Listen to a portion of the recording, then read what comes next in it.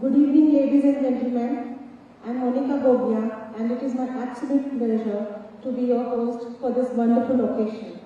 On behalf of God and His messenger, Pradip Mukherji and Pradip Mukherji, I extend a very warm welcome to every one of you to the official launch of the book, Paramatmani Sandesham, the Telugu translation of the book, Message from God. We are delighted to see such a fantastic turnout, and we are honored to have you all here with us today. Whether you have traveled from near or far, your presence means a lot to us. We are gathered here to honor and unveil a masterpiece that promises to free humans from pain and suffering.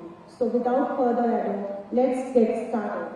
Now it is my great honor to introduce and welcome the esteemed individuals who have made this event possible. Let's begin by inviting the authors of the book, Message from God, on stage. First, I would like to introduce the primary author of the book, Pradip Mukherji. Pradip Mukherji is neither religious nor spiritual, nor a scholar. He has been given certain perceptual and cognitive abilities that enable him to communicate with God. Now he facilitates humans in getting some relief from their suffering through the grace of God. Next, I would like to invite on stage the revered Falguni Pathakji. Falguni Pathakji is the goddess who radiates God's loving energies and is supporting God in completing the work of God. Her graceful presence and contribution have been instrumental in bringing this book to life. I now invite on stage our distinguished, please welcome Mr. Pradip Mukherji and Falguni.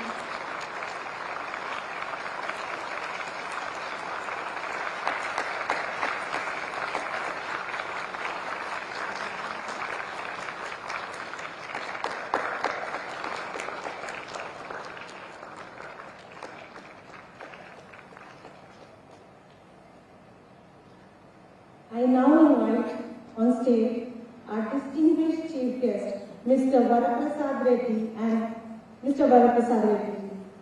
Mr. Varaprasad Reddy is the chairman of Khanta BRK and notable Padma Awardee in the field of biotechnology in India. His contributions to the biotech industry have been groundbreaking, and we are honored to have him grace this event. Please give him a big round of applause.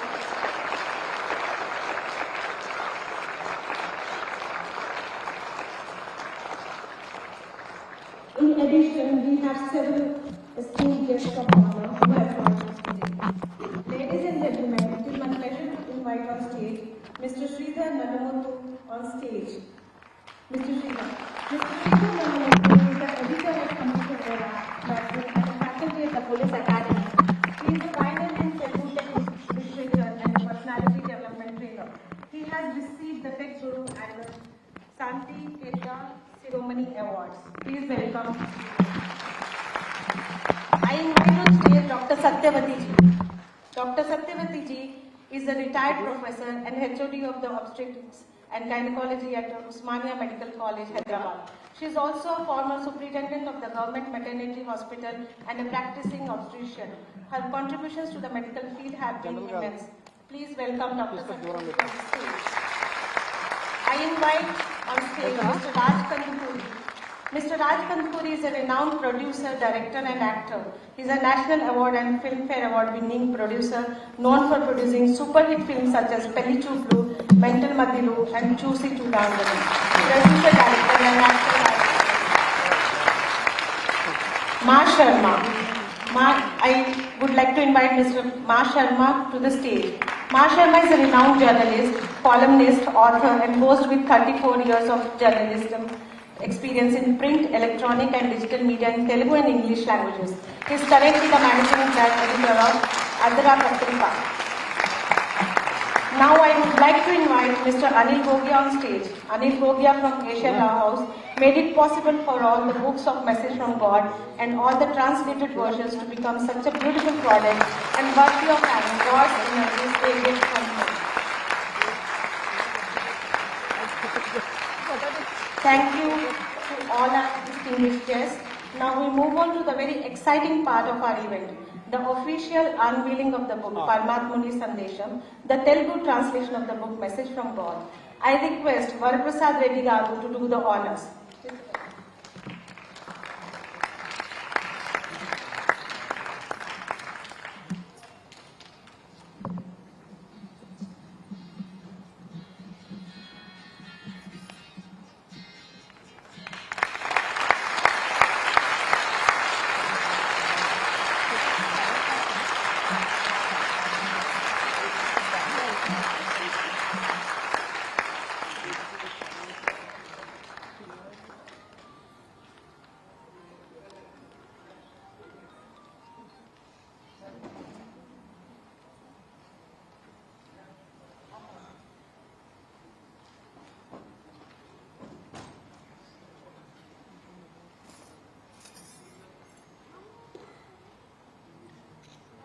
I would now like to invite our volunteers to come forward with the books.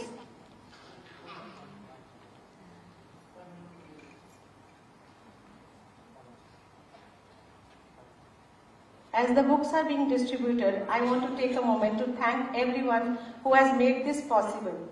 Each of these books hold the essence of graceful guidance and the combined efforts of our dedicated author, Pradip Mukherji. We are deeply honored to have all these distinguished guests with us today. Their presence adds immense value to this event. Thank you all for being here and for your support. Today we will introduce the book and its themes, followed by insightful speech from the author. We also have question and answer sessions where you can ask your burning questions.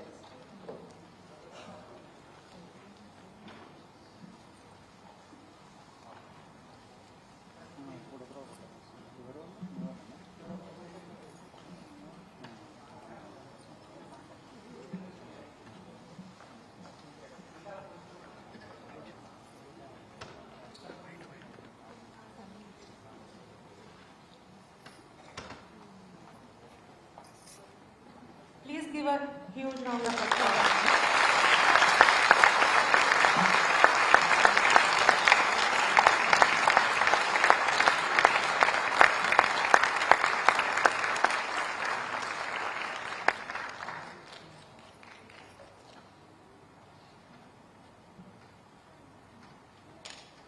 Thank you everyone. I now invite Pradip ji and Falguni ji to give the mementos to our honored guests before they return to their seats in the auditorium. Mementos please. Please take the books from them.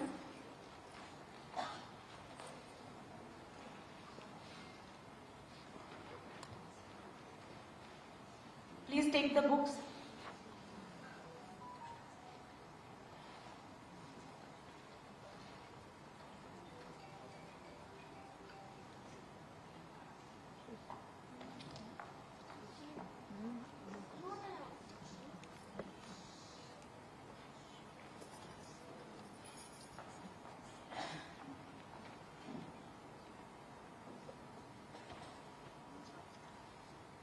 The task of translating this profound work from English into Telugu was undertaken by highly esteemed individual, someone who has dedicated her life to the field of medicine and education, Dr. Satyavati.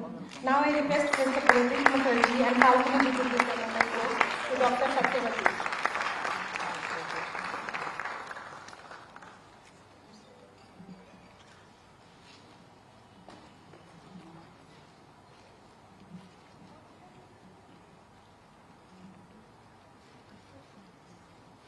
Pradip sir and Falguni ji, please give the memento to Dr. Satyavati.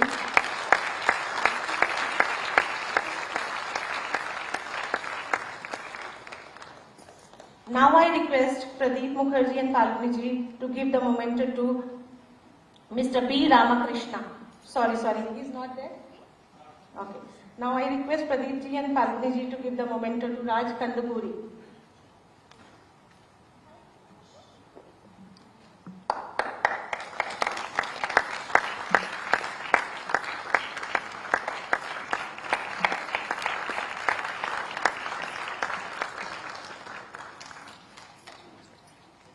Now I request Pradip Mukherji and Falguni ji to give the memento to Mr. Sridhar.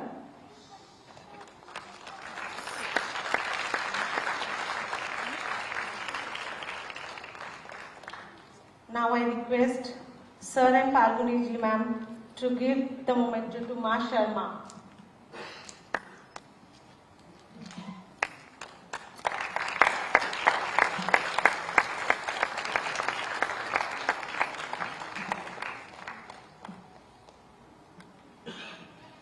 Now I request Sir and Falguni ji ma'am to give the memento to Mr. Anil Gogia.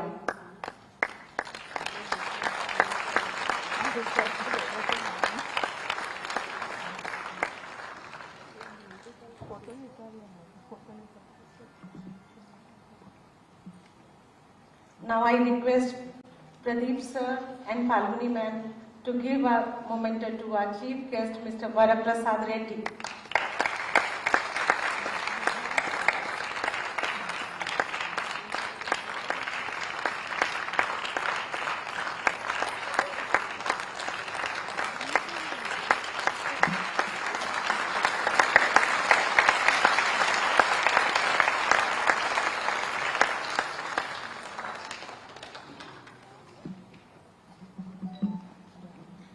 Now I request all the guests of honor to now sit in the front row.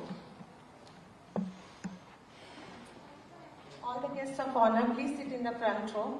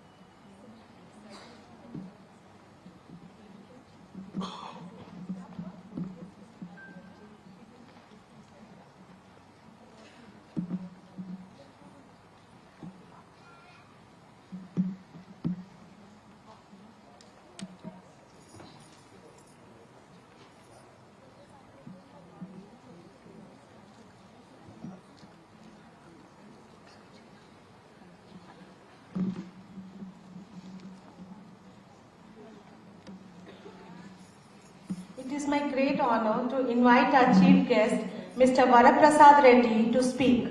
Mr. Reddy is the chairman of Shanta Biotech Limited and a notable Padma awardee in the field of biotechnology. We are eager to hear his thoughts. Mr. Reddy, please.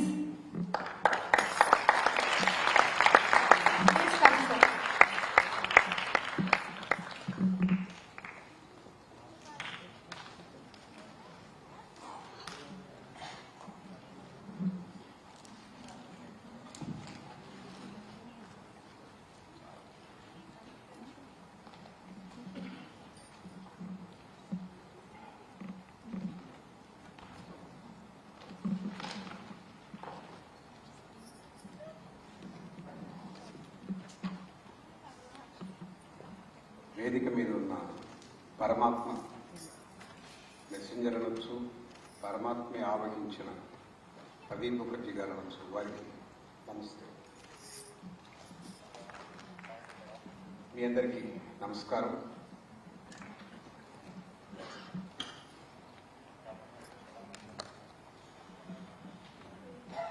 For the benefit of non-Telugus, I will be switching between Telugu and English. But ఈ పుస్తకం ఇవాళ తెలుగులో అనువాదించిన పుస్తకం కనుక ఎక్కువ మంది తెలుగు వాళ్ళే ఉంటారని తెలుగులోనే నా ప్రసంగం ఉంటుంది. మధ్య మధ్యలో for the benefit of non Telugus I will switch to English. This is a very serious subject. I don't want to be casual. I have made my speech structurally, suitably mended so that you can understand the logic behind my speech. ఇది చాలా ఆశ్చర్యకరమైన ఆలోచించదగిన పుస్తకం. దీని ఆవిష్కరణ జరిగింది ఇవాళ. దీని గురించినటువంటి సమాచారం చాలా జాగ్రత్తగా ఆలోచించి సమీక్షించుకొని దీని మీద నాకు కలిగిన అభిప్రాయాల్ని సూత్రబద్ధంగా నిజాయితీగా రాసుకొని వచ్చాను. మీరు మనసు పెట్టి వినండి. ఇది మామూలుగా జరిగే గ్రంథావిష్కరణ కాదు. ఇది పరమాత్మ ద్వారా రచింపబడిన మొదటి పుస్తకం అని ఈ కార్యక్రమ నిర్వాహకులు చెప్తున్నారు. ఆ పుస్తకం కూడా చెప్తుంది. ఈ పుస్తకం ఇలాంటి విశేషమైన పుస్తకం, ఈ తెలుగు అనువాద పుస్తకం నేను ఆవిష్కరించగలిగే అవకాశం ఇచ్చిన ఈ కార్యక్రమ నిర్వాహకులు శ్రీమతి మోనిక, శ్రీ ధర్మరాజు గారులకు నా కృతజ్ఞతాభివందనాలు. ఈ ఇద్దరికి శ్రీమాన్ ప్రదీప్ ముఖర్జీ గారు వేదిక మీద ఉన్నారు. పరమాత్మ సందేశంగా వారికి పరమాత్మ సందేశం ఇచ్చినప్పుడు వారి సందేశంగా నాచే ఈ ఆవిష్కరణను చేయించమని చెప్పారట. అంటే పరమాత్మ నిర్ణయాన్ని శ్రీమాన్ ప్రదీప్ గారు శ్రీమతి మోనిక గారికి తెలియజేసి నాకు ఈ అవకాశం కల్పించారు. అందుకు శ్రీమాన్ ప్రదీప్ ముఖర్జీ గారికి ధన్యవాదాలు. వారికి ఈ ప్రేరణ ఇచ్చిన పరమాత్మకు శిరపూర్వక నమస్కారాలు. చాలా చిన్న పుస్తకం మీ అందరికీ కాసేపులో ఇస్తారు.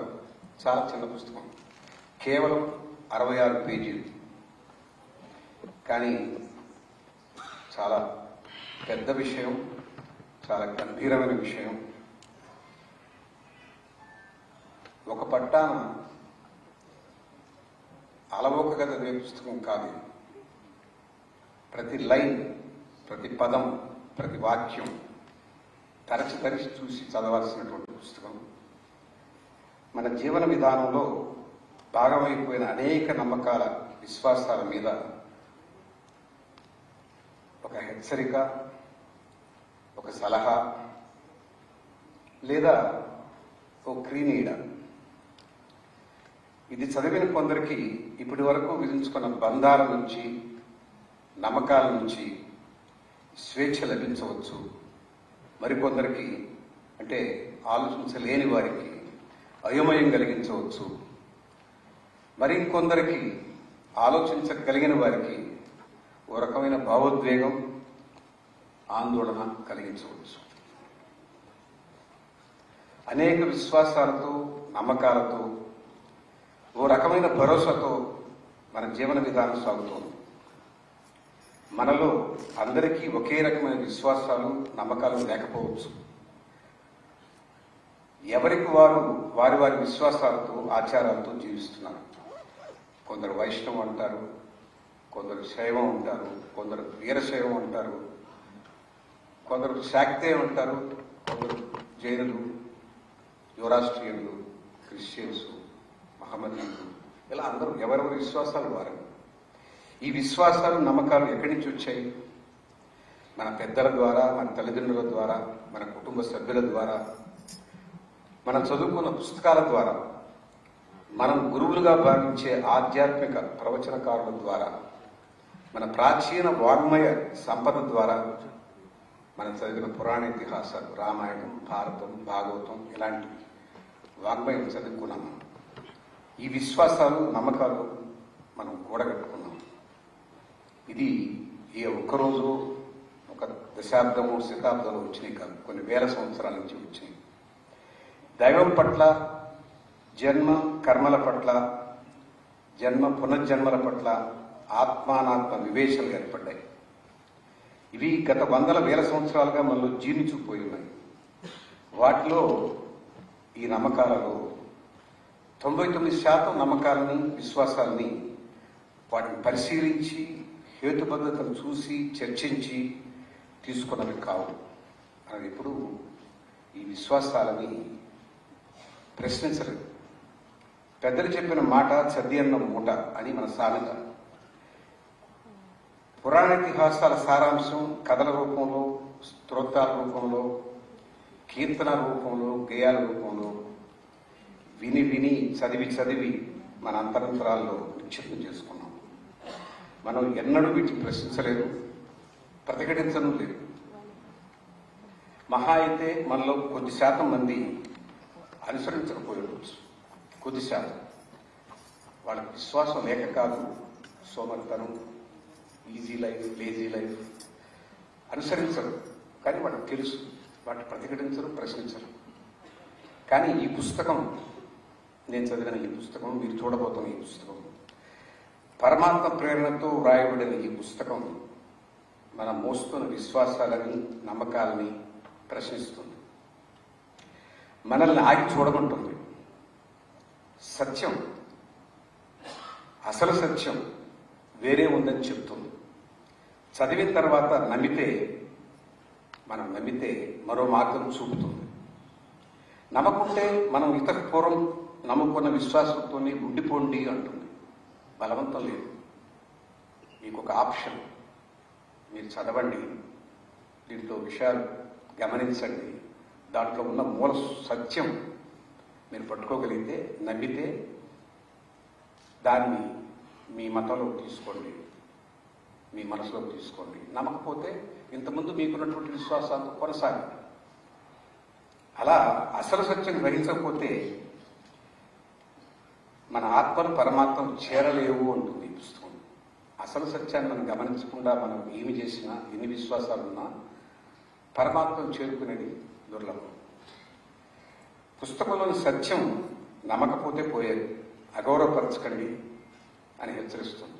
If you don't trust what is there in that, at least you follow what you are following and don't undermine this, don't insult. Just act, see that if you can follow, fine. Otherwise, go ahead with what you believe.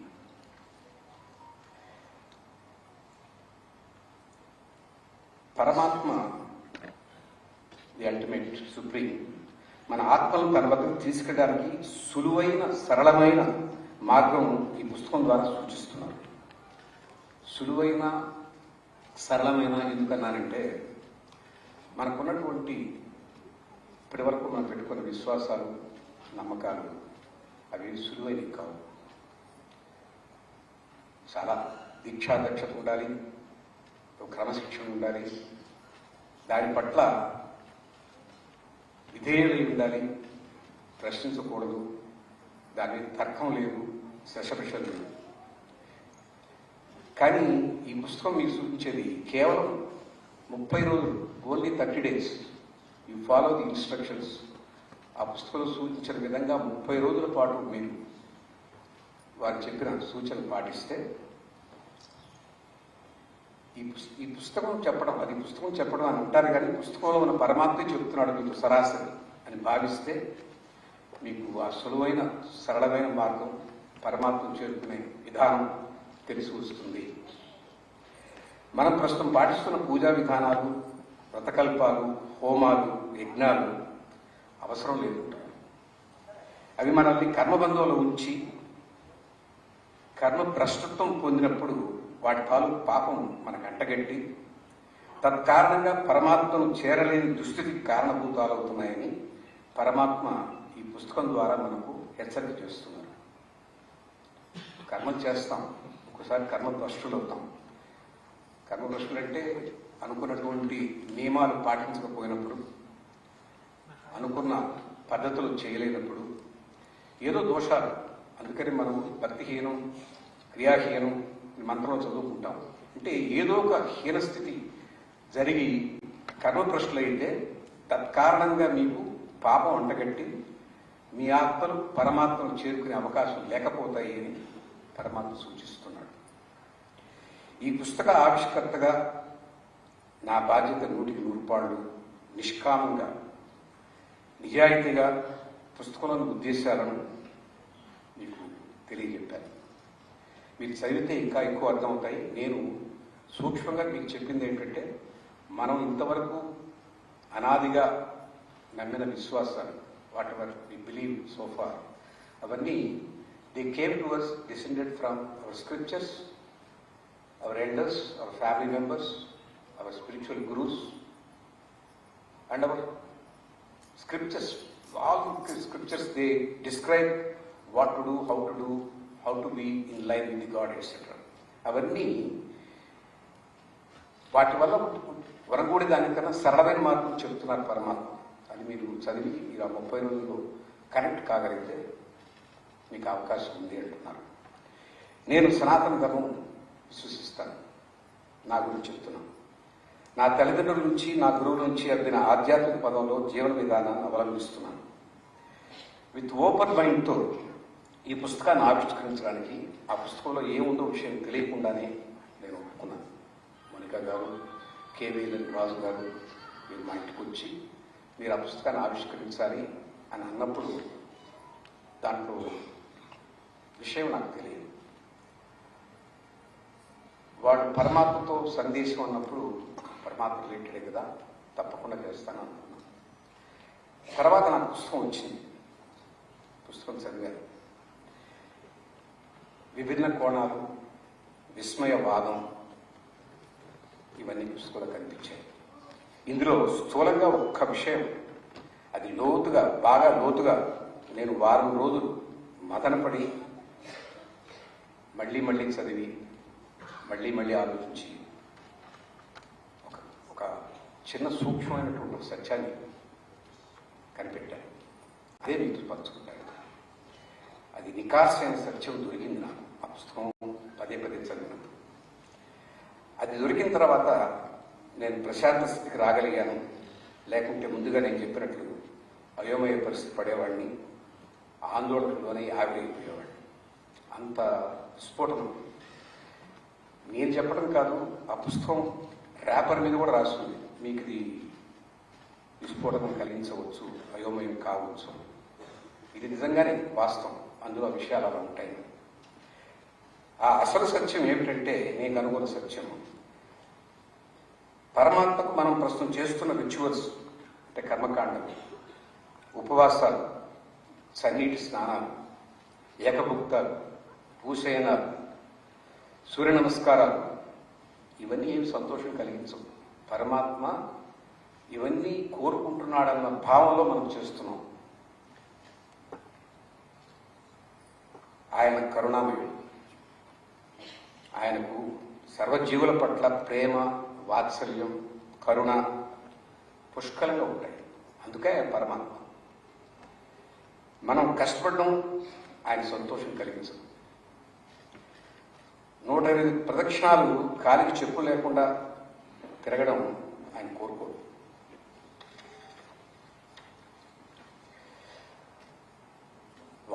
మనకున్న ఒక్క మనస్సు ఆయన దారాదత్తం చేయమంటారు, ఆయనతో connect కమ్మంటారు, ఆయనతో కాంటాక్ట్లో ఉండమంటారు, ఆయనతో సంభాషించమంటారు, ధ్యానంలో ఆయన్ని వినమంటారు. అంతే. అదే మనల్ని, మన ఆత్మల్ని, స్వక్షేత్రాన్ని, స్వప్రదేశానికి, పరమాత్మ ఎక్కడ ఉంటాడో ఆయన వద్దకు చేర్చే మార్గం get corrected, be in contact with supreme. ఈ కర్మకాండలు ఇవన్నీ చేసి మీరు ఆయన మెప్పించడానికి ప్రయత్నం చేయాల్సిన అవసరం లేదు. ఇవన్నీ ఆయన కోరుకోడు. ఉదాహరణకి మీకు ఆ రకమైన మార్గంలో ఉన్నవాళ్ళు కూడా ఉన్నారు. శ్రీరమణ మహర్షి, ఆయన ఏమి యోగాలు చేయలేదు, హోమాలు చేయలేదు, చన్నీటి స్నానాలు చేయలేదు, 108 సార్లు రోజు ప్రదక్షిణాలు చేయలేదు, గుడి చుట్టూ సూర్య నమస్కారం చేయలేదు. కానీ కనెక్ట్ అయ్యారు పరమాత్మతో. రామకృష్ణ పరమహంస. మార్గాలు ఉన్నాయి, చేసిన వాళ్ళు ఉన్నారు. కాకపోతే మనం అర్థం చేసుకోవాల్సిన, మనకి ఈ కర్మకాండలన్నీ ఎందుకు వచ్చారు, మనం పాటిస్తున్న ఆచారాలు ఎందుకు మన మీద మన పెద్దలు రుద్దారు అని మనం సమీక్షించుకుంటే, పరిశీలిస్తే సమాధానం దొరుకుతుంది. ఇవన్నీ దేవుడికి ఇష్టమనా? కాదు. కాదు, ఆయన సాటిస్ట్ కాదు. భగవంతుడు అని మనం ఒకసారి నిర్ణయించుకున్నాక పరమాత్మ, you will not have vicarious pressure of putting us into difficult situations. మనం చేసే కర్మలు ఎలా ఉంటాయో ఒకసారి చెప్తాను. కార్తీక మాసంలో బాగా చలి, వేకువజామున చన్నీటి స్నానం. ఇది ఆయన దేవుడు కోరుకుంది కాదు, మనం పెట్టుకున్నటువంటి నియమం. ఎందుకు? ఇది ఆరోగ్యానికి, ఇమ్యూనిటీకి చాలా మేలు చేస్తుంది. చెప్పులు లేకుండా 108 సార్లు గుడి చుట్టూ ప్రదక్షిణాలు చేస్తాం. అది భగవంతుడు కోరుకోలేదు. మనం ఎందుకు చేస్తున్నామంటే, భూమితో శరీర స్పర్శ ఉంటే ఎలక్ట్రోమాగ్నెటిక్ ఎనర్జీ పాస్ అవుతుంది. మీ సర్వనాడులు, మీలో ఉన్నటువంటి అన్ని ధాతువులు సుసంపన్నం అవుతాయి. ఎనర్జీ పాస్ వస్తుంది ఒక బాడీ. ప్రతి 15 రోజులకు ఒకసారి, అదే ఏకాదశి, ఉపవాసం ఉండమంటాం. మీరు ఆకలితో అటంకిస్తే భగవంతుడు చాలా హాయిగా ఉంటాడని అనుకోవడం అది మన అజ్ఞానం. ఆయన ఇప్పుడు అలా కోరుకోడు. ఇలా 15 రోజులకు ఒకసారి లంకడం పరమౌషధం, మన ఆరోగ్యానికి మంచిది, జీర్ణ వ్యవస్థకి ఒక విసురుబాటు. స్తోత్రపఠనం అంటే కేవలం పొగడతలే ఉంటాయి, కానీ మీకు తెలియదు ఏమిటంటే ఆ స్తోత్రంలో ఉన్నటువంటి బీజాక్షరాలు మళ్ళీ ఉన్న సర్వనాడుల్ని కదిలిస్తాయి, బలోపేతం చేస్తాయి, ప్రభావితం చేస్తాయి, ఎనర్జీ శరీరం అంతా ప్రాప్తుంది. అంతేగాని ఆయన నన్ను పొగడండి, మీరు పొగిడితేనే మీకు నా దగ్గరికి రప్పించుకుంటాను, మీ ఆత్మలని నా దగ్గరికి రావడానికి మీకు అవకాశం ఇస్తాను, మీకు వీసా ఇస్తానని అనడు. మనం ఎందుకు చదువుతున్నామంటే ఆ రాసిన మహానుభావుల మహర్షులు వాటిలో బీజాక్షరాలు పెట్టారు. అవి మనం ఉచ్చరించినప్పుడు మన శరీరంలో నాడులన్నీ ప్రభావితమై మనకు ఎక్కడ ఎనర్జీ వస్తుంది. అవన్నీ బీజాక్షరాలు చెప్తారు ఆ స్తోత్రాలన్నీ. 21 సార్లు సాష్టాంగాలు చేస్తాం సూర్య నమస్కారం. ఎందుకు? సూర్యుడు మెప్పించడానికి కాదు, మన ఆరోగ్యం బాగుండాలి, మన శరీరంలో ఫ్లెక్సిబిలిటీ కోసంగా. అన్నిటికన్నా మించి సూర్యరశ్మిలో మనకి D vitamin very essential for the body, and your body will have lot of flexibility. జిమ్కి వెళ్ళి డబ్బులు ఇచ్చి అదే పని చేస్తాం. అది లేకుండానే మన పెద్దవాళ్ళు ఈ రకమైనటువంటి సాంప్రదాయాలు పెట్టారు. దేవుడికి పొగడతలు ఇష్టమని మన స్తోత్ర పాఠాలు మంత్రాలు చదువుతున్నాం అనుకోవడం అది కేవలం మన అజ్ఞానము, అవివేకం. మన కోసం, మన ఆరోగ్యం కోసం, మన దినచర్యలో క్రమశిక్షణ కోసం, బాడీలో ఒక సులువైన పద్ధతి కోసం, ఆ ఈజ్ కోసం మనం చేసుకునే పనులు. ఋతుధర్మాలను బట్టే మనం ఆహారం, విహారం, విహారమైనా అంటే మన దైనందిన కార్యక్రమాలు, మనం వేసుకునే బట్టలైన, ఇవన్నీ మనల్ని మనం కాపాడుకోవడానికి మన పెద్దలు భక్తి ముసుగు తొడిగి ఈ కర్మకాండలు మనం ఆచరించే విధంగా చేశారు. దానికి భక్తి ముసుగు తొడకపోతే ప్రజలు తేలిగ్గా వినరు. ఇది ఎలాంటిదంటే, ఓ తల్లి తన బిడ్డను అదిగో కాకి ఇదిగో పూచి అని ఏమార్చి తను అనుకున్న పనిలో బిడ్డ చేత చేయిస్తుంది. తను పెట్టుకు గోరుముద్ద తినడు. అమ్మమ్మో ఇది తినకపోతే కాకుసుకుని బూచోడు వస్తాడు తీసుకెళ్ళిపోతాడంటే తింటాడు ఆ బిడ్డ. ఇది ఒక భయపెట్టి, ఒక ఏమార్చి ఒక తల్లి చేసే పనే మన పెద్దలు మనకి ఈ కర్మకాండంతా క్రియేట్ చేసి పెట్టారు. ఉగాది నాడు వేపపచ్చడి తినాలి, చేదు అవసరం బాడీకి, ఏదో ఒకసారి సంవత్సరంలో. ఫలాని సీజన్లో ఫలాని పనులు చేయాలని పెట్టారు. అది ఋతుధర్మం పాటించడానికి చేశారు. అలాగే ఈ 66 పేజీల ఈ పుస్తకాన్ని ఏకదాటిగా మీరు బ్రేక్ లేకుండా చదవండి. ఇప్పుడు ఆవిష్కరించిన పుస్తకాన్ని 66 పేజెస్ బహుశా మీకు బ్రేక్ లేకుండా చదవడం వల్ల అది సింపులే, కానీ ప్రతి లైన్ అర్థం చేసుకొని దాన్ని జీర్ణించుకొని దాన్ని అన్వయించుకోవడానికి కనీసం 2-3 అవర్స్ పడుతుంది నా లెక్కలు. చదవడానికి చదివిస్తే 40 నిమిషాలు చదవచ్చు. అది కాదు, దీన్ని మనసు పెట్టి ఏకాగ్రతగా పరమాత్మ మీతో మాట్లాడుతున్నాడని భావంతో, should feel that you are being told by supreme power, listen to it. You are not reading it, you are listening to it. Then you will understand the essence of the book. With that, the belief is you may get some energy into your body which can bring positive changes in you. మీలో శక్తి ప్రవేశిస్తుంది, కొన్ని మంచి మార్పులకు అవకాశం ఏర్పడుతుందని పరమాత్మ ఈ పుస్తకం ద్వారా చెప్తున్నారు. ఏది ఏమైనా మీరు చదివి మీరు ఆ మూల సత్యాన్ని పట్టుకోవచ్చు. పరమాత్మతో కాంటాక్ట్ అవ్వడానికి ప్రయత్నం చేయండి. జీవితం సుగమంగా సాగడానికి ఇది మరో మార్గమేమో పరిశీలించండి, శోధించండి, పరిశోధించండి. కృతజ్ఞత అన్నిటికన్నా ముఖ్యం. కృతజ్ఞత, పరమాత్మ పట్ల కృతజ్ఞత లేదా ప్రేమ, అదే భక్తి. అవన్నీ ఉంటే ఏ మార్గమైనా సన్మార్గమే అవుతుంది. అది నా గట్టి నమ్మకం. నమస్కారం.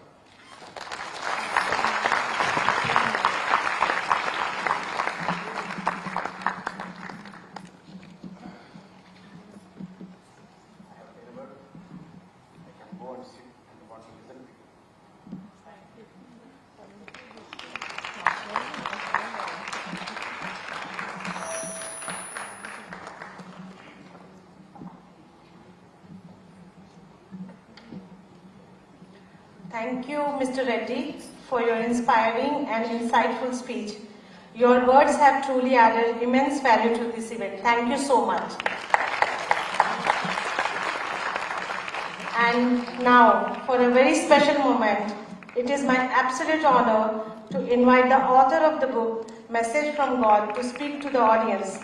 This book is a testament to his unique abilities, commitment, and surrender to God and his profound journey. Pradip Mukherji is neither religious nor spiritual, nor a scholar. He has no interest in the God business, but out of curiosity, he decided to go ahead when God came to him. He has been given certain perceptual and cognitive abilities which enable him to communicate with God and with anything else that is not God. Through the grace of God, he now facilitates humans in getting some relief from their pain and suffering. Ladies and gentlemen, please join me in welcoming Pradip Mukherji to speak.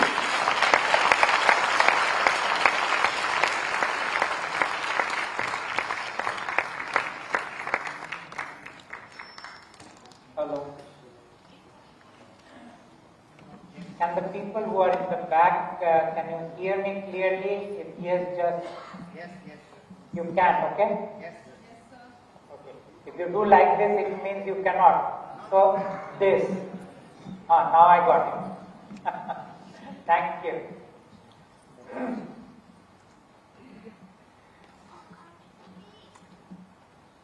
This was a day we have been planning and waiting for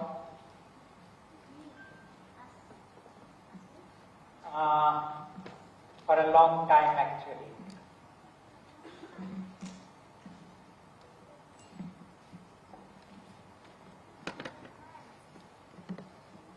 This day will not be possible unless so many of you who love me, who have been on this journey with me, who has supported me, who has taken this work out into the world, who has given the books and the cards to people,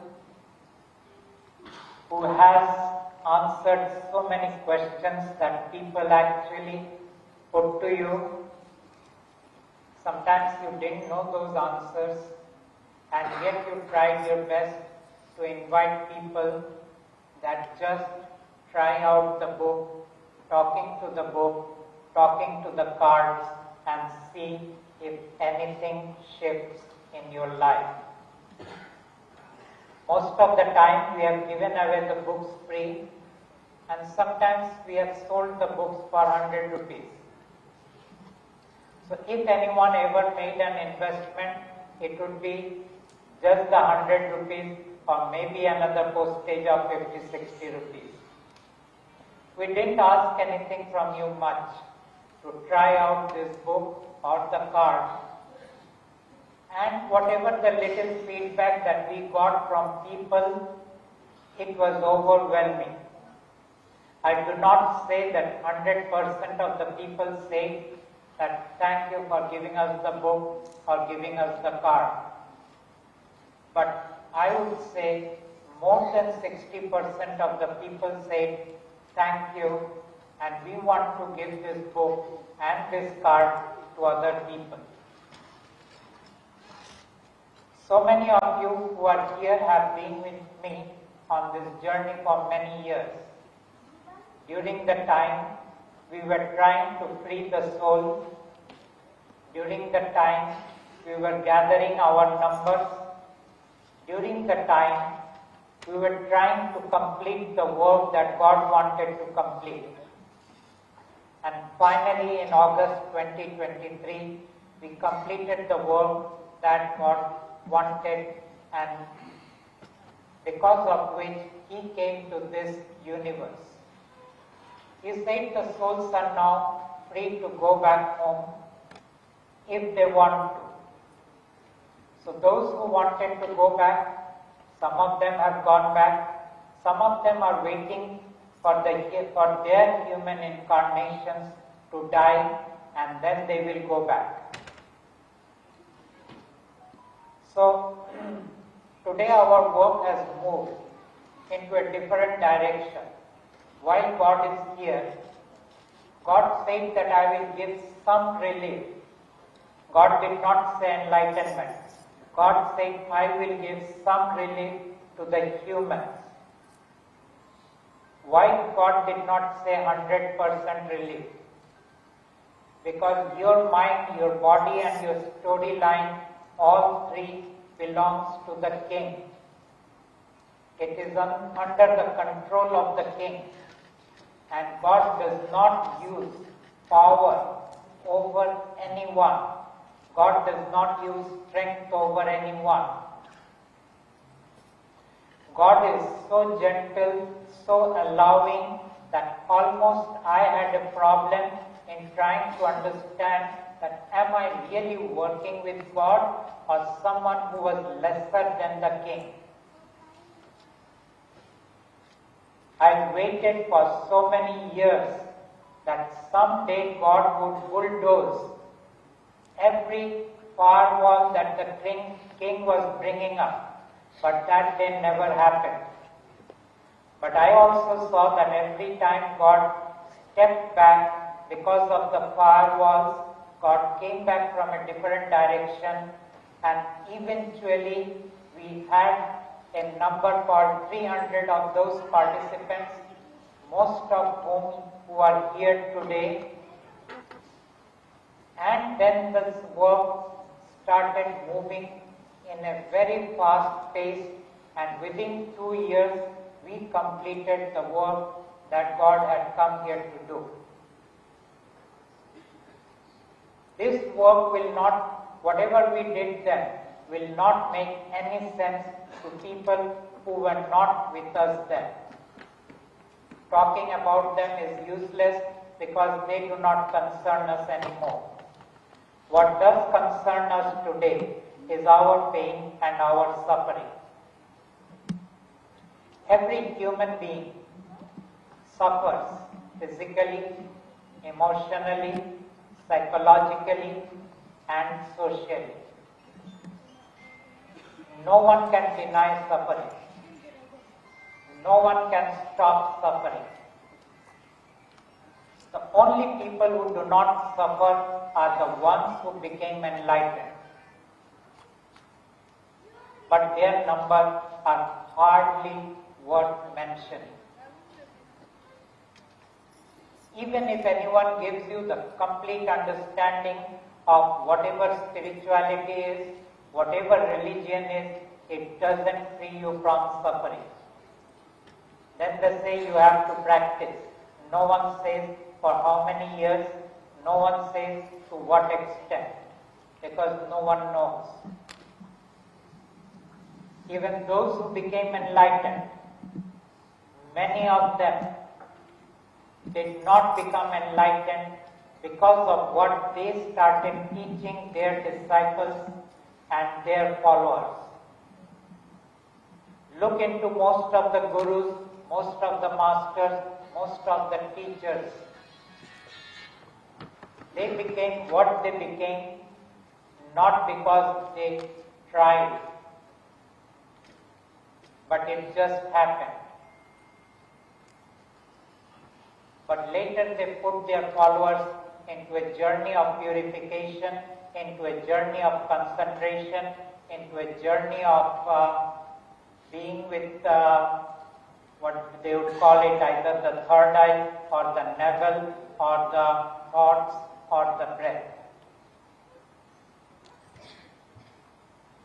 Nothing happens with any of this work that you do, including the mantras. The mantras don't free you. But this was not told to humanity by anyone.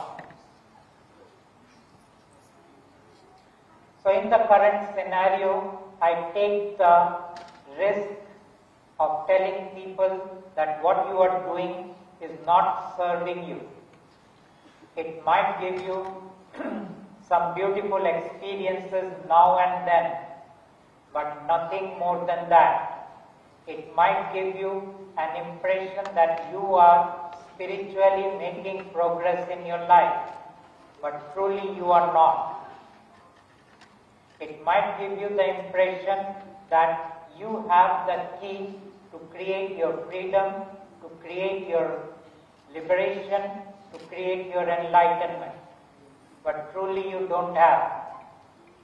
Neither Buddha's Eightfold Path is the key, nor Patanjali's Ashtanga Yoga is the key, and anything else subsequently given, whether through our scriptures, or through other books, or through great ones, none of them are the key. There is no key. But when I say that, I take away the hope of people. I take away their dreams. And in a way, I am doing disservice to them. Because those who are suffering and those who have pain, the only thing that they have for them is their dreams. That tomorrow a better day will come to them. Tomorrow they will be free. Tomorrow there will be no suffering. Tomorrow there will be no pain. But there will be no tomorrow. Because the whole existence goes against you and goes against humanity. I say this in spite of the fact that I am going against the norm, against the tradition, against the enlightened ones, against the scholars. But how can I do that? What gives me the strength to say that? The strength comes from my association with an individual who called himself God, whom I did not believe, but whom I decided to follow the instructions of.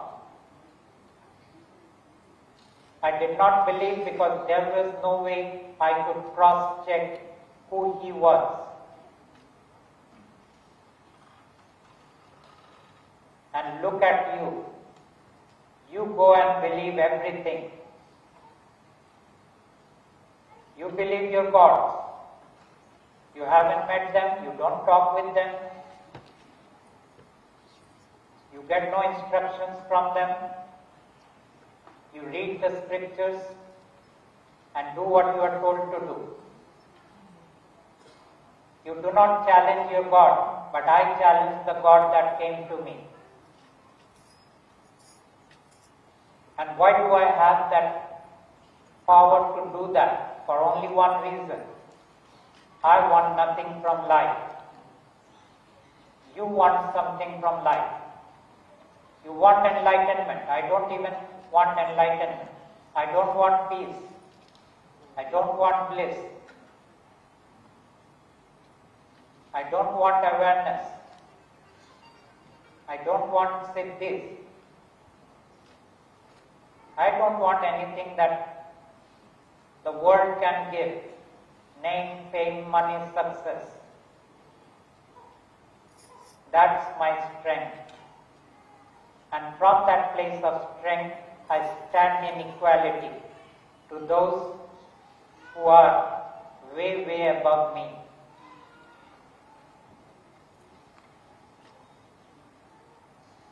So from that place of equality, I did not accept God, but I followed the will of God. My commitment was 100%, not because of my devotion or love. None of these were there, but because of my choice. I choose to follow the will of God in order to examine this one who calls himself God, what exactly would happen when all those things that I am doing are being done.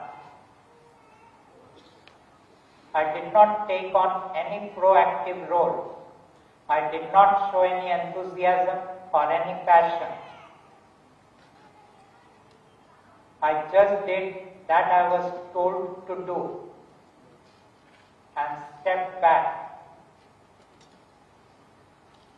But I closely examined the the outcome of what I was doing.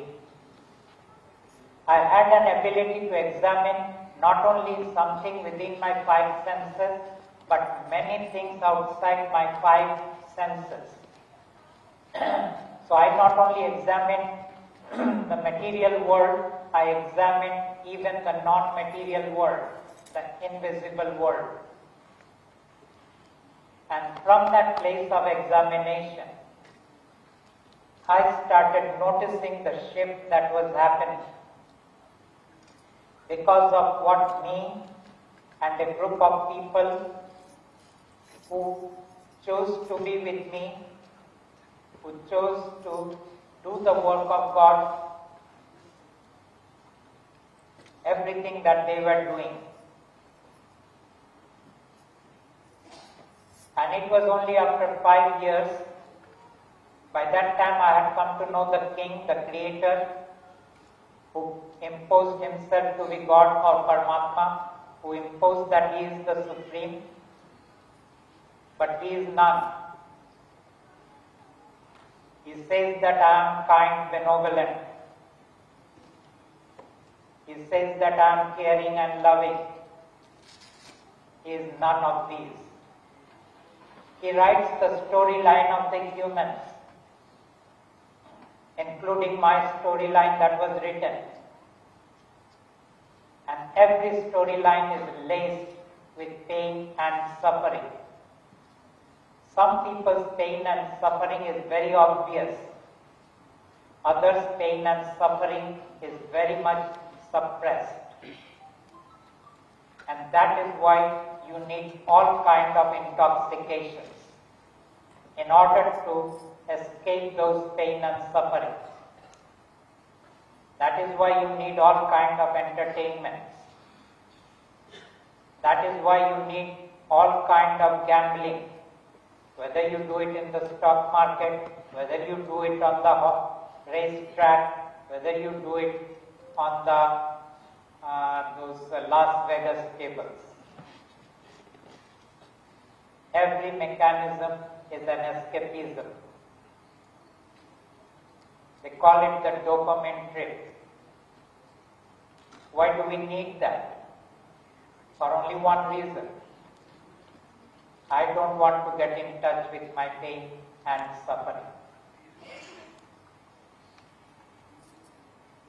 So to cut it short now, because if I keep talking, I really can go on for hours and hours and hours.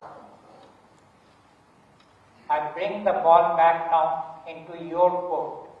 And what that means is, you ask me specific question and I answer within the framework of that question, so that whatever I say is relevant for you. So if the mic runners are ready, they are.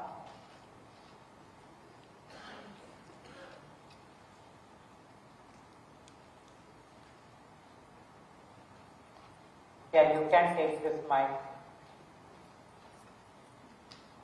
Neera. The volunteers who are supposed to be the mic runners, please support us. And I welcome the questions from those who have come for the first time, hearing me for the first time, have not done my workshop, who are book readers.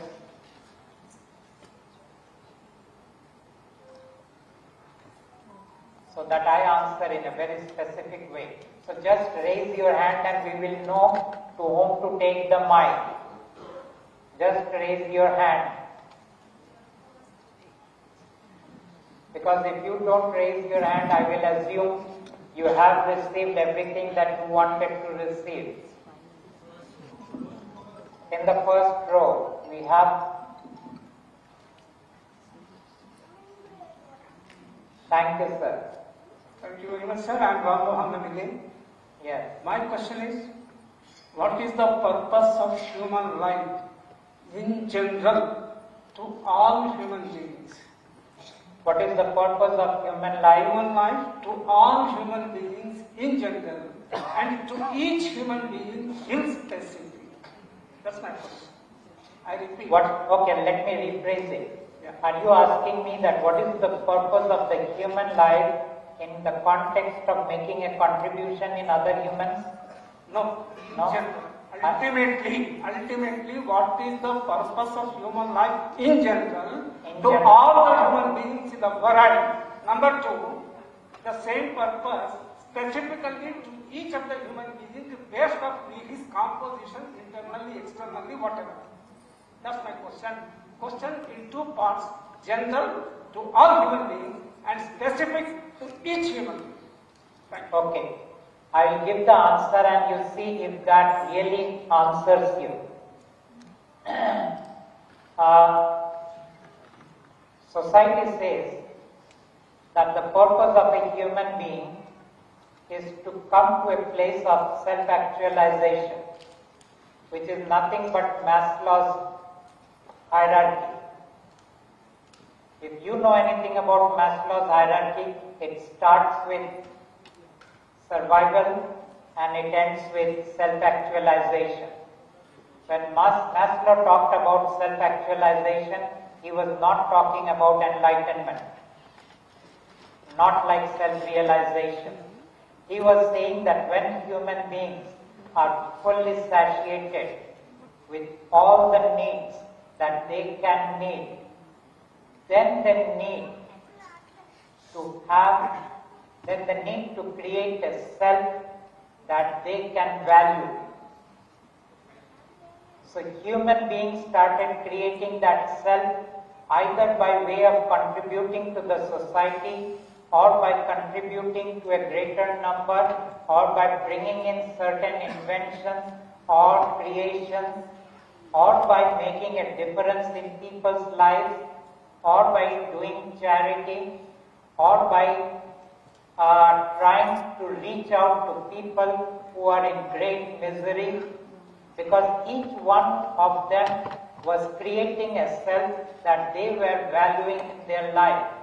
That was the ultimate self-actualization in the hierarchy of Abraham Maslow. But those who were in the journey of spirituality, like say Buddha or Mahavira, they said, no, we don't want to contribute to the community. We want to become free from the cycle of birth and death. We want to become free from the from pain and suffering. And from that place, they started a whole journey of what they could do in order to become free. For them, freedom was not creating value for their own self, but for them, freedom was freeing themselves from the personality that they were, which they termed as the ego. So they had a different journey, a different version of what is the purpose of life. Very simple. Escape the suffering, escape the cycle of suffering and death, and escape pain and suffering. These two. But when I came into the picture, I said, no, this is not the purpose of life. Neither the purpose of life is creating a self that you will value, nor the purpose of life is escaping the cycle of birth and death, for the simple reason that you cannot escape because you do not know how the whole system is against you. It is said that if you go to a gambling house, if you go to any joint in Las Vegas, they have a proverb called, you cannot beat the house. Eventually, it is the house that wins. In the same way, no matter how much you try to become free, either from life and death or from suffering and pain, you will not succeed. The universe wins. Why? Because the universe has given a purpose to the humanity. And that purpose is you will create food for the king of the universe. A food that is created from your negative thoughts, feelings and emotions. And in order that you have negative thoughts, feelings and emotions, you have to be given suffering and pain. So the answer, if you ask me, is purpose of life is to create the food for the king. Does that answer your question, sir?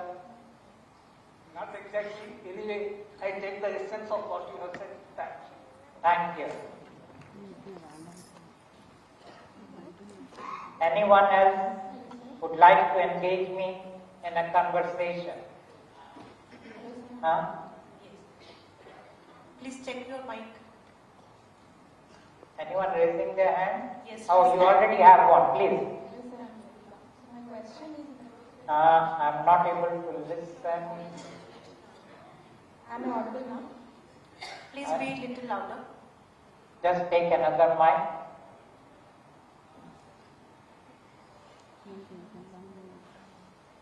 So you hold it like this and a little higher voice. Yeah. Hello, sir. Yes. I'm Pradip.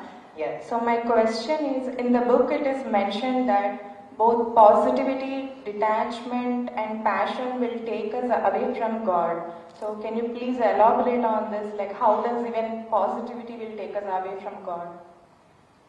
Okay. Every human being has been wired and programmed. When I say wired, I mean the physiology, and when I say programmed, I mean the psychology. I am referring to the hardware and the software. Every human being has been wired and programmed to be negative. And that is why you will find that it doesn't take any effort. It doesn't take your will. It doesn't take any kind of practice to become negative. It is very natural. On the contrary, if you try to be positive, you cannot hold on to it for a sufficiently long time. Maybe you hold on to it for a few seconds, few minutes, at the most an hour or two. Because your wiring and your programming will bring in the negativity. Now why does this go against God? Because the very reason that you are wanting positivity takes you into all kinds of practices which keeps you engrossed in the world of the king and connected with the king and does not allow you to connect with God and be with God.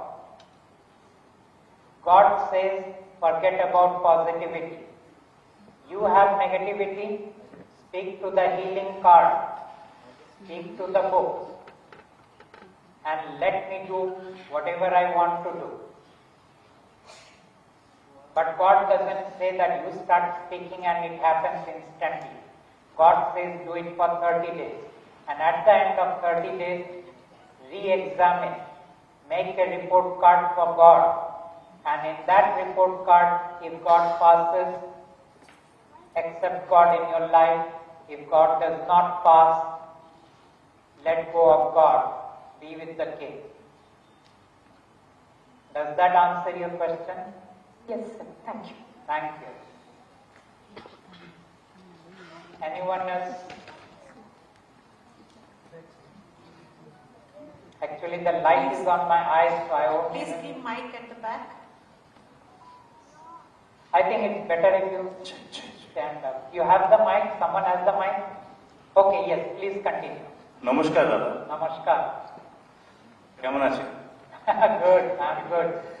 So, I'm Sharad Pasmati and just wanted to introduce myself. I am the global media head of Mana TV International television in USA. Yes. I came few months back here Okay. for good. I'm working for the same channel. Been on the spiritual path for a very long time. I'm a regular meditator. and I've been invited by my friend Nilofar Sabdar, a very good friend of mine. Yes.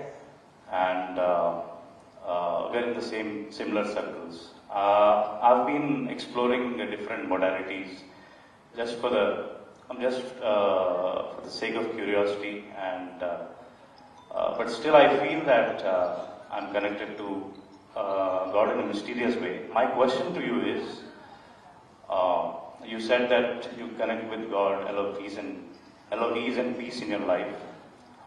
There are many people who are practicing meditation, not really practicing, not really meditation as such. Many are feeling that they are connected, they have spiritual epiphanies in these times. And especially in these times, a lot of people are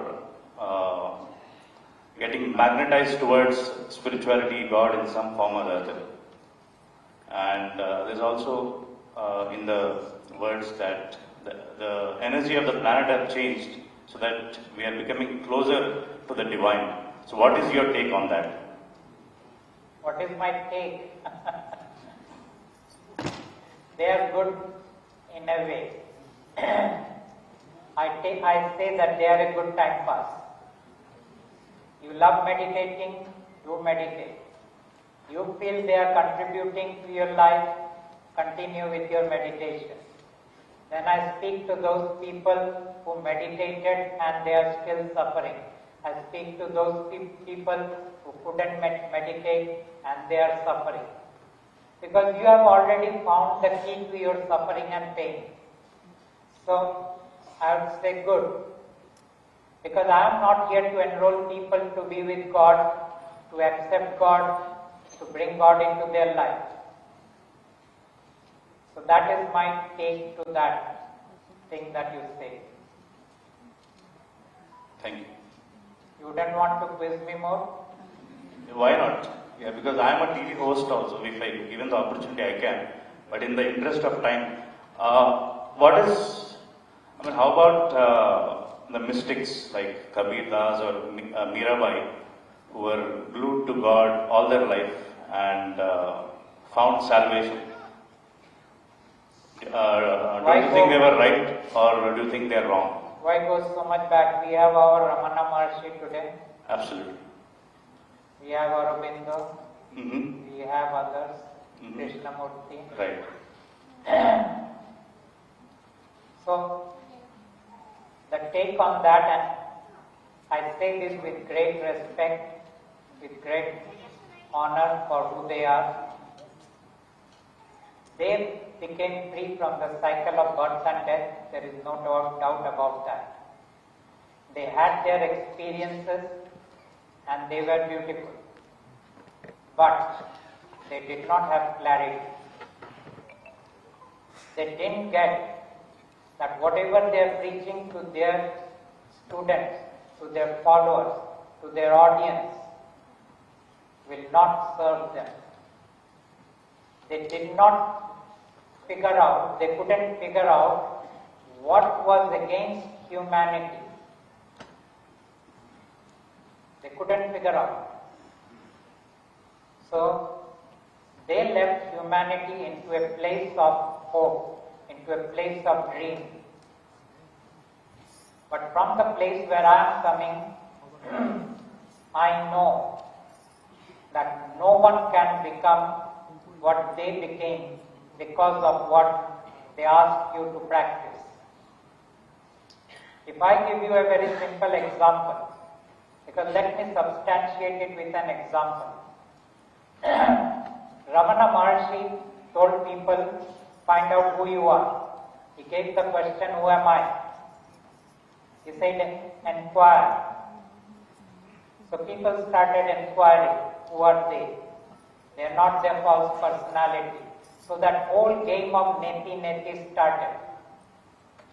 Basically what they were trying to establish is, I am not the one who is in the waking state, I am not the one who is in the dreaming state, and I am not the one who is in the deep sleep state. I am the fourth, the Surya. And this Surya is the observer. So who I am is the observer. They assume that, some of them assume that to be the soul. That's not true. There were others who say, like Shankara, he said, I am Brahman.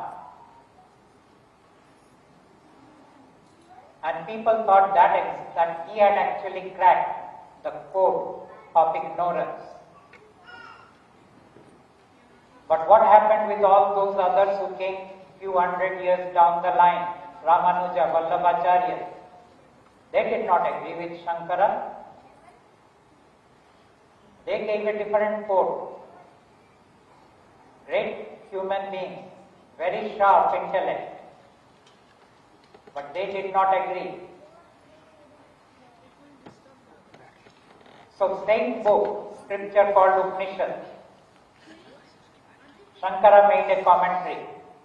He said Advaita. Ramanuja said no, not Advaita. Devotion, bhakti. And there were others who did a mixture of both.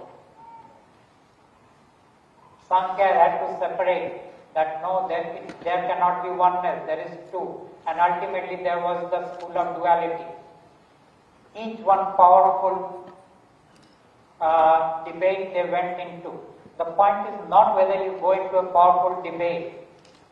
And what is a powerful debate? Is few blind men touching the elephant and telling people what elephant is. That is what is a powerful debate. And each one of them were blind. And when I say that, I include Buddha, I include Mahavira, I include Ramana, and I include any name you want to bring up. I do not deny their experience. It is the blind man touching the leg and feeling that that elephant is a pillar.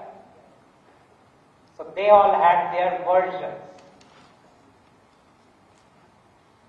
Now where does from my clarity come, or my knowingness comes?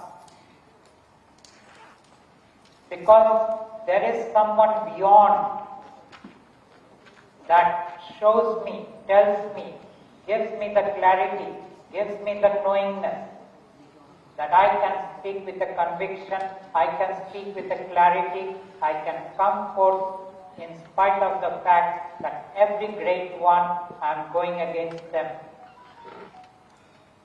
So I come back to that question, who am I? And I always tell people, you are 5 things. What is these 5 things? Number 1, your body. Number 2, your mind. Number 3, your spirit. So people say body, mind, spirit, 3 things are counted, but 2 more left.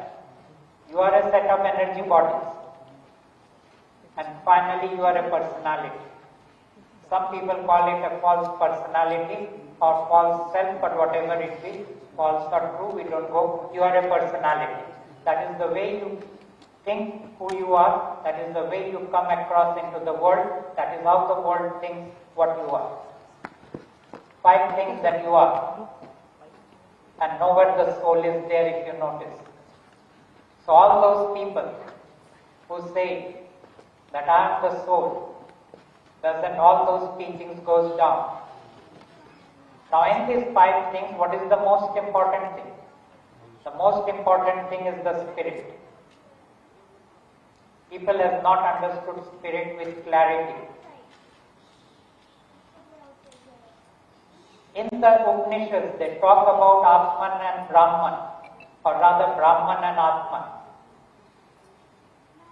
They say that Brahman is everything, and there is nothing else other than Brahman.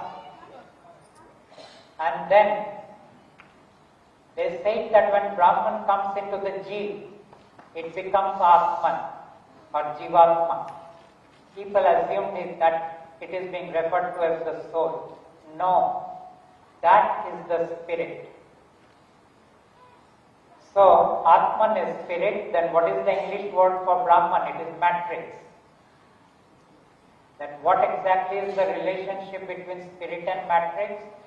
Spirit is a wave that rises from the ocean of the matrix without separating from the ocean. without separating from matrix and reaches out into the body created. But what kind of a body will be created?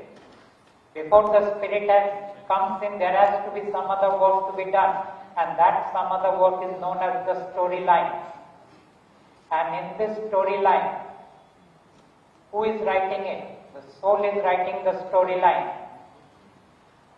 Who tells the soul how to write the storyline? The king. The king says you can write any storyline you want,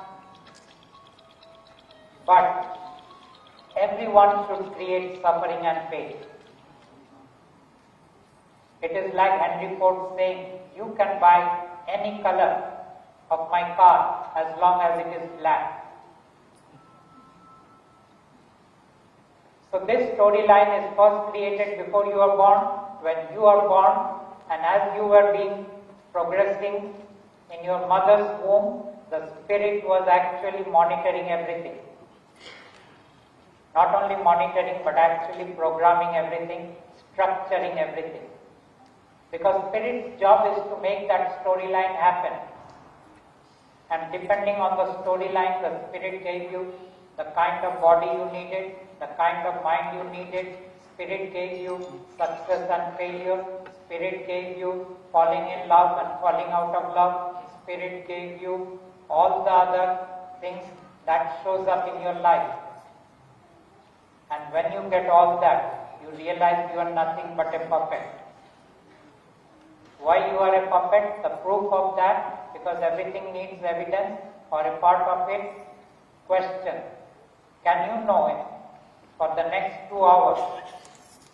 What you are going to think, what you are going to feel, what emotions you are going to have? You do not know, which means you do not create them. They are being created for you. They are being given to you. They are being put into you. So where are you? But that does that not refute with your free will? Are we not born with free will? Are we? No, I'm asking you. Are we not born with free will? That's what I'm pointing to. What is the conclusion you are coming to? I'm telling you, you have no thoughts. The spirit gives you those thoughts. You have no feelings, you have no emotions. All your body, it was created by the spirit. All your disease is created by the spirit. Where is free will? Your storyline already scripted. Your success already decided. Failure already decided. Where is the free will? You can't even decide whether you will like a person or you will hate a person before you meet a person. Examine life So closely. is that, does that pertain to karma? Karma is a different subject. We are talking about free will. Where is the free will? Because karma is like a whole different subject if I go into. So you are meditating because it is written in the storyline that you have to meditate. That is why you are meditating. And you are assuming that I have decided to meditate. And you think that meditation will give you something that Ramana got or some of the other great ones got. You will get it only if it is in the storyline. Buddha became Buddha not because of what he did, but because it was scripted in the storyline that at one point of time, and even the time is written, he will become a Buddha.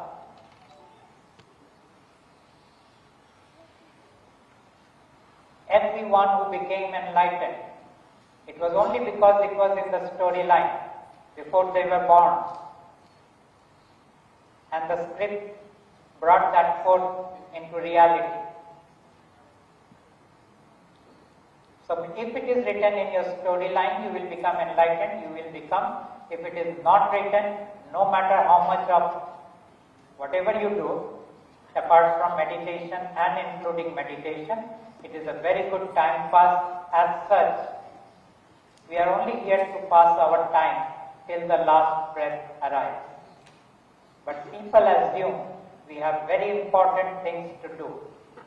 It comes from their narcissistic thoughts, self-importance. They did not examine. Thank you. And just to conclude, I asked this thing again. With the advent of a lot of science in the world, including NASA now, I think they try to find the God particle, and even quantum physics is trying to go to the root of where is this creation, trying to reframe the story altogether, right from the Big Bang to the, I think it's called the superstring theory, or string theory or superstring theory. That was one thing I wanted to ask. Where do we connect God as far as quantum physics or the new science is concerned? Okay. So the science says that the ultimate subatomic particle which creates all substance and all reality is whatever they call that to be God particle. Right? That is what it is? I'm just asking a confirmation. Yes. Yes. Okay. Now, in your dreams, you create reality. Do you need a God particle to create that reality? No. Isn't that reality as real as it is in the waking state? It is. So what is the role of God particle then in creating reality?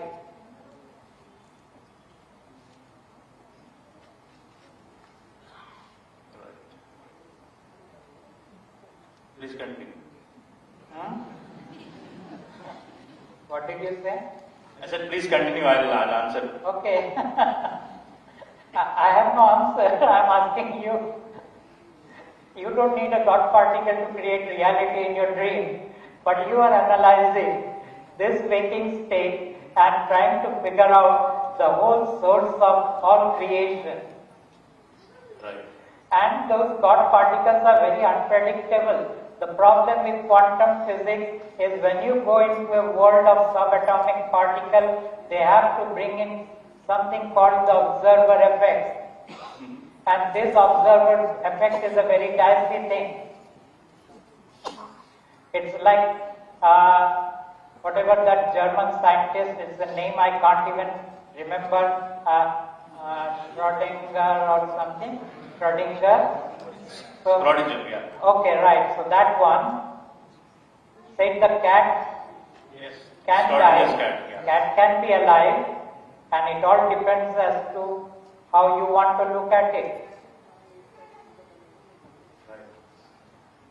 So where is quantum physics? Okay, quantum physics is good when it comes to that you can integrate it into creating circuits, nanocircuits. That is okay, one part of it. But to really understand and figure out creation through quantum physics, it's still a long way off. And to all those scientists, I ask one simple question. What are you creating your dreams with? And aren't your dreams as real as your waking state? Yes, there. So that's the question I'll leave you with. Thank you. Thank you. I think we owe an interview, not right now, but we'll discuss one-on-one later. Thank you so much. You It want was to really discuss interesting one-on-one? conversation. Okay. I am Sanjay, sir. Which? Scott. Oh yes, I'm connected with you. I am Sanjay, sir. Yes. I have a question that while God was watching all this, the storyline, etc., why did He take so much of time to send this message before? Okay, why did God send such a long time to come and try to give some relief to the humans? That is the question? Yes, sir, yes, the same message. Okay. First of all, up till now, the souls did not want to go back. Only recently that they decided now we want to go back. Up till now, the souls were very, very engrossed and enjoying the game of creation along with the king, the creator. So they were having fun. But for whatever reason, I do not reason, but now the souls want to go back home. But the king would not allow them to go back home. And that is why God had to send the first messenger to this planet, and that messenger was the Son of God, and this one's name was Kabir. And this messenger was never born through a human birth canal, and this one never died. This one was never cremated or buried. So this messenger came and started the work of God, gave certain informations about God, but somewhere down the line, this 600 years or so, the message got contaminated. And so finally, the second coming, whatever you might call it, was me, who came as the messenger of God, and I give you those information which Kabir either gave and got lost, or probably could not give because people were not willing to receive. So this is the reason why God came now and not earlier. Okay? Yeah, if there is a question you can ask. You need a mic? Oh, ma'am, you have a mic. Please, ma'am, you continue. Okay. Thank you very much. Yes. Pradip sir. Yes. I have been following you. I just have two queries. Maybe you will be able to clarify that. One is, as you mentioned, myself, Dr. Anita, I didn't introduce, sorry. The question is,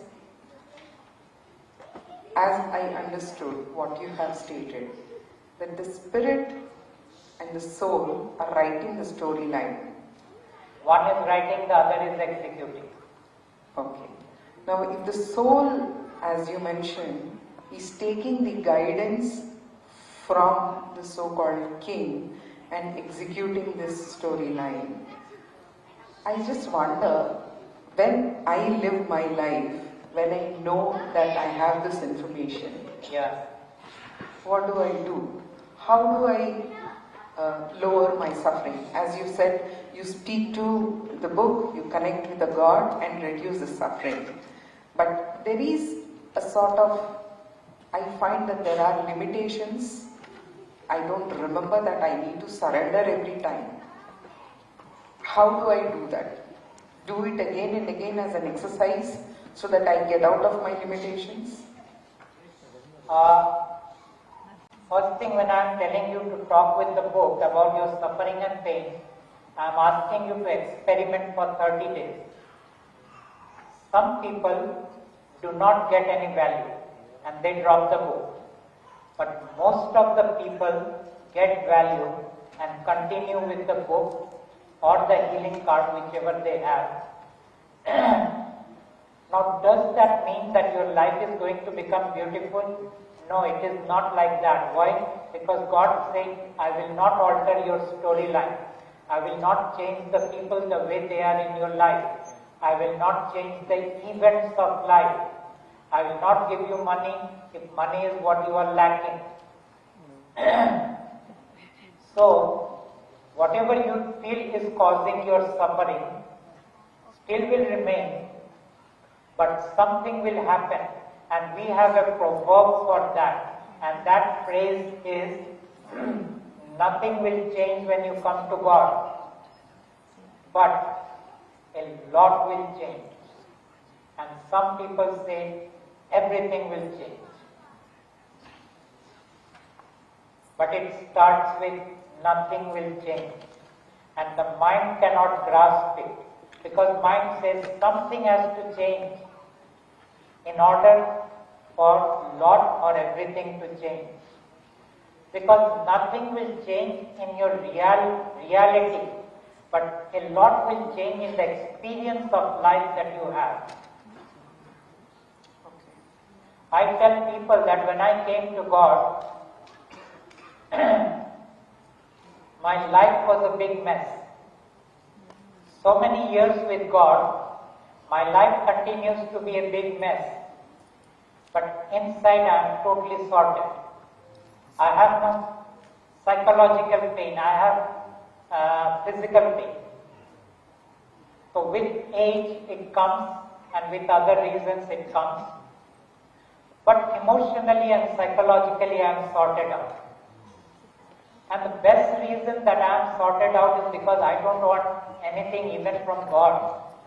I've never asked anything from God for me. I always ask God, what can you do for the humans?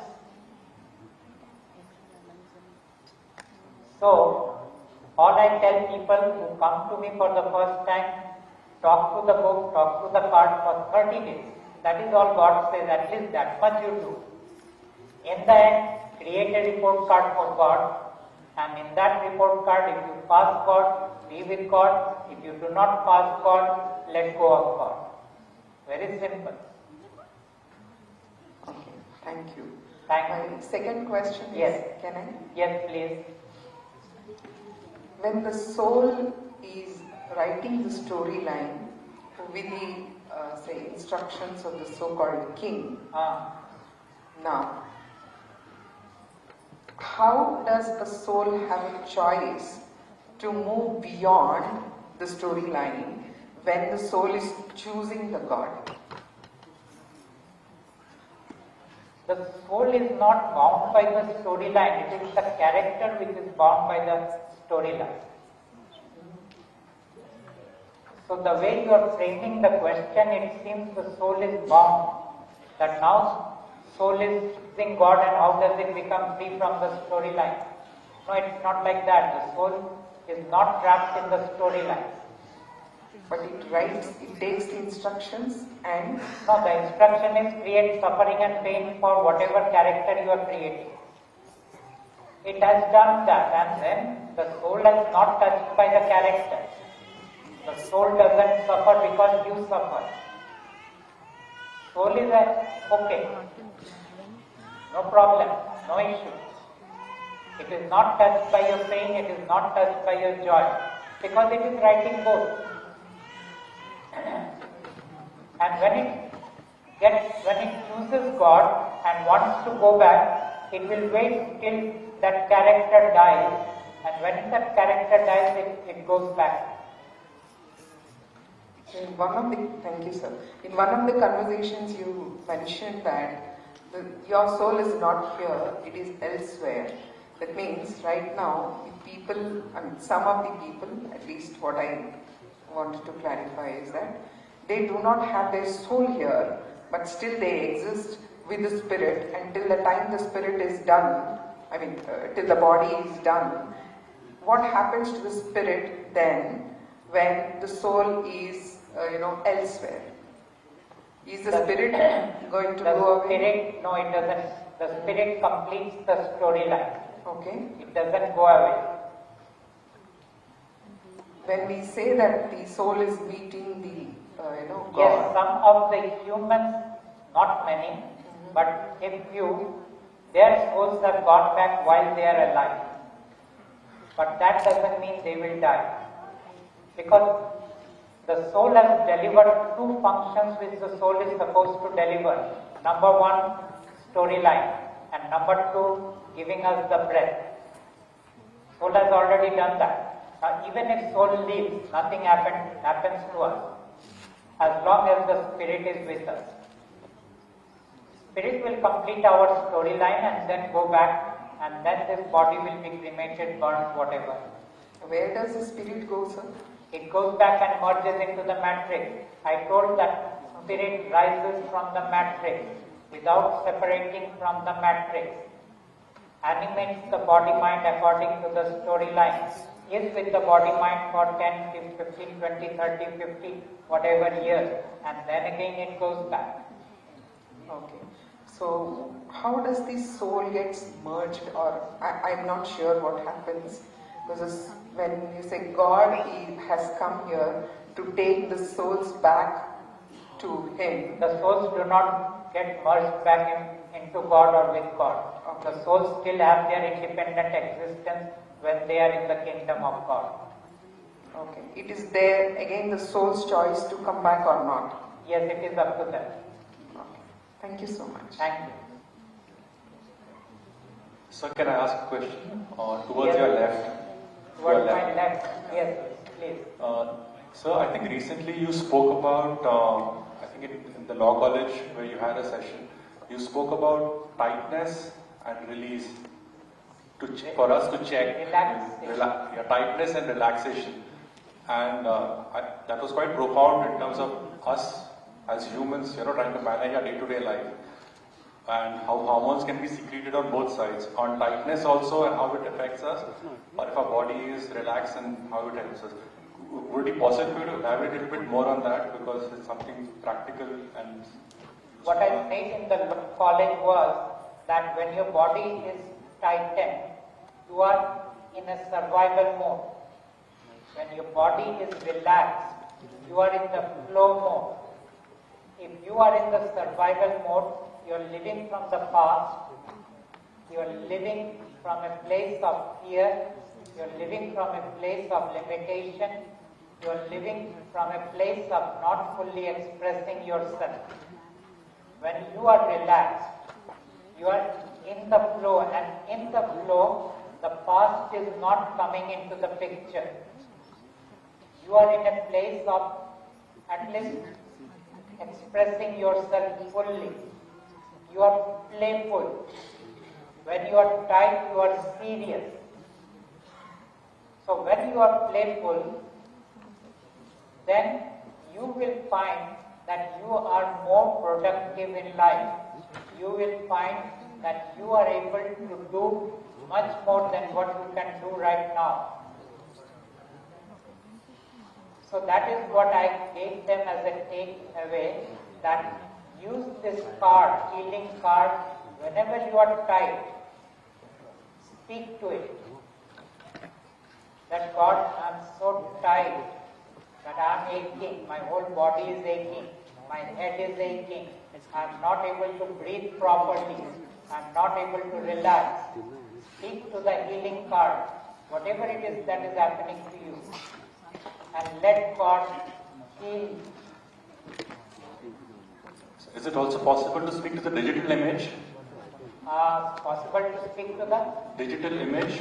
Yes, always digital image is better than that. Because it's paper available card. on the phone. It's on the phone, so it can be checked immediately. Yes, it is on the, use that digital image. That is better. Does that answer? Okay, you have. Hello, sir. Yes. I am born and brought up in a traditional family. No, let the light be, they can't see me.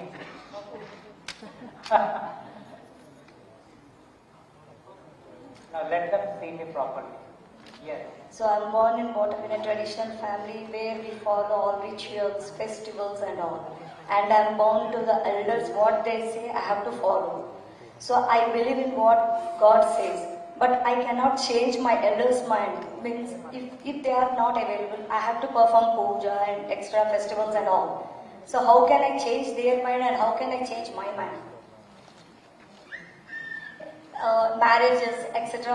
Very difficult question. In my house, my wife and my son, they are both against me and my work. They do not support me in that. It is not a great conversation they have with me. I am not in terms of judging them, but in terms of people in your life will not be able to accept your choice. Problem is, you are telling God, God, I have chosen you, but I will continue to do what I have been doing, which is serving the king. God will say, continue to serve the king, I am stepping back. For 30 days, God doesn't step back. But after 30 days, God says, make a choice. And God is perfectly okay. even if God steps back, even if you continue to do all your worshipping, your soul is going to go back home and this becomes your last life. At least that is one gift that you will carry back into your life. Thank you, sir. Thank you. Hi, Pradip sir. Yes, my right, left, where? My... Okay, yes. You're right. Okay, this was a follow-up question of Sharat. A couple of more also. I missed you. Can you again come? Yeah, this was with regards to a follow-up with Sharat and a couple of more. So the last conversation he had with you was with regards to the willpower. Like each individual's willpower is separate. And willpower can be manipulated also. Okay, and it's all of the reality is all about the perception. One's reality is different for every individual. Yeah. So Mike, the acceptance of paradox, it exists and it does not. Okay, and the belief can be triggered and dissolved by rational words, conversations or advocacy.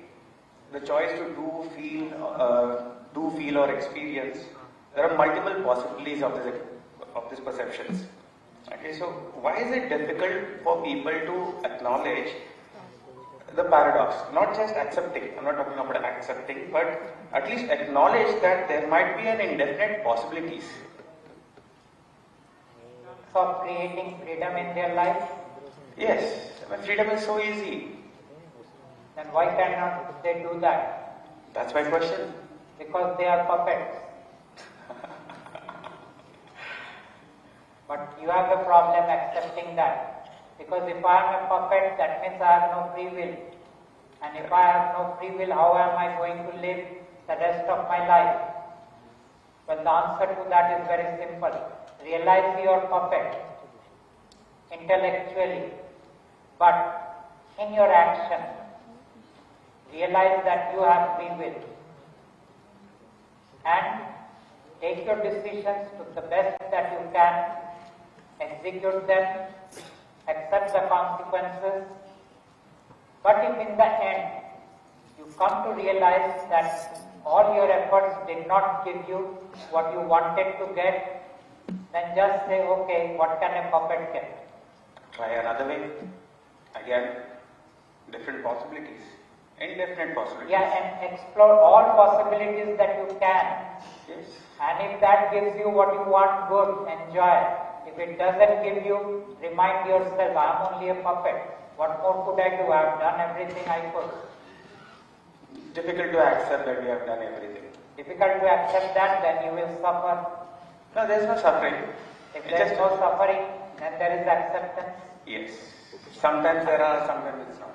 Okay. So अगर है तो भी ठीक है, नहीं है तो भी ठीक है. Yeah, that's a way of acceptance. It's Yes. okay. Perfect. Good call. There is no blame game. You are not trying to invalidate yourself. You are not trying to beat yourself up. You are not trying to demean yourself. You are not trying to punish yourself. So that's a good thing. That's why we say puppet. Why you want to punish yourself? Why you want to demean yourself? But try the best that you can and assume you have free will. Okay. Like the free will is a perception. Each individual's free will is different. You see, all perceptions are given by the spirit and not by the individual. Okay. All perceptions are given by the spirit. So do not try to understand why the other person doesn't get it. Because he was not given. And you were given. Thank you. Thank you. Hi. Am I audible? Where? Front row. Front row? Front row. She wants to, she's waiting for long. Okay. I'll take her and then I'll come to you. Yes.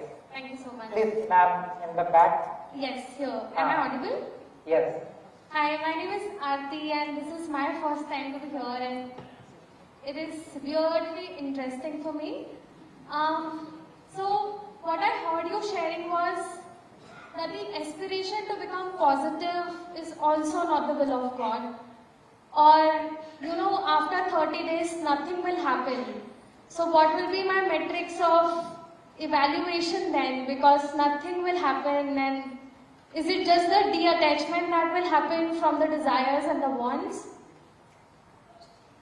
Are you asking me that if nothing happens, how you will evaluate whether something has happened or not? Yeah, like after 30 days, how would I know the answer to that is there are hundreds and hundreds of people whom I know who came and told me nothing has happened in my life, but the experience of my life has shifted.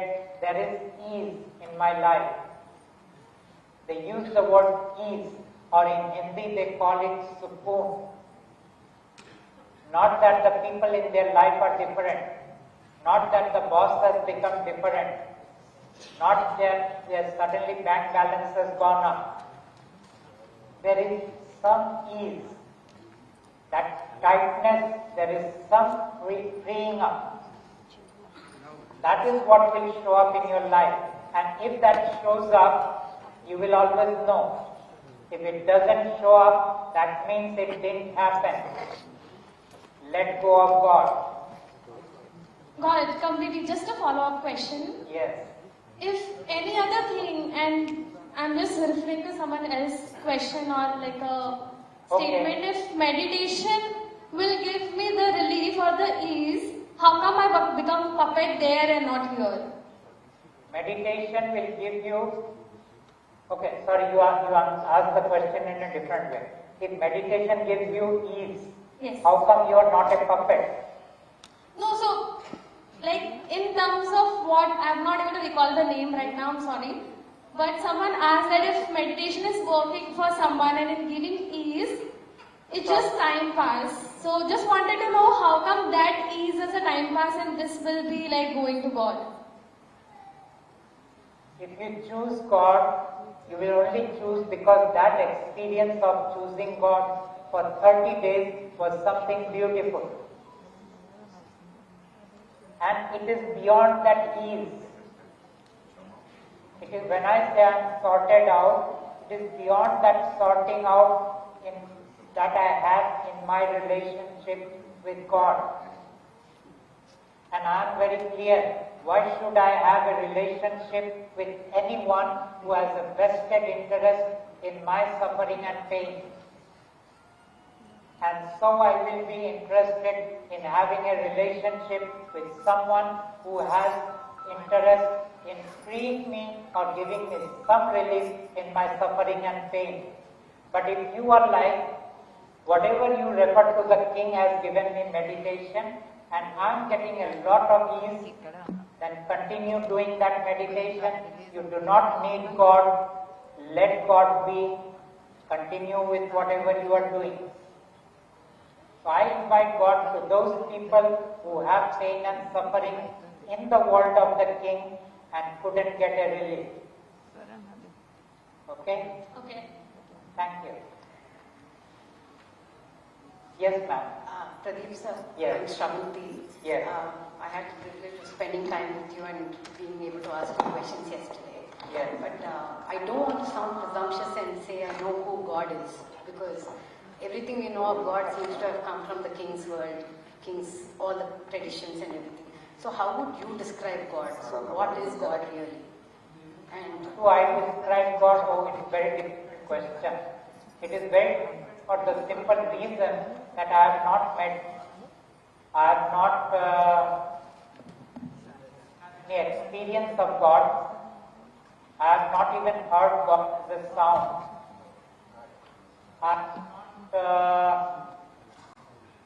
Apart from getting the messages of God in my head, I have no other way who God is. The moment I try to probe God as to who He is, God shuts me down. God doesn't answer my questions. God says it is not relevant for you as to who I am. What is relevant is, do you wish to follow my will or do you not wish to follow my will? And so I really cannot give you an answer to that question.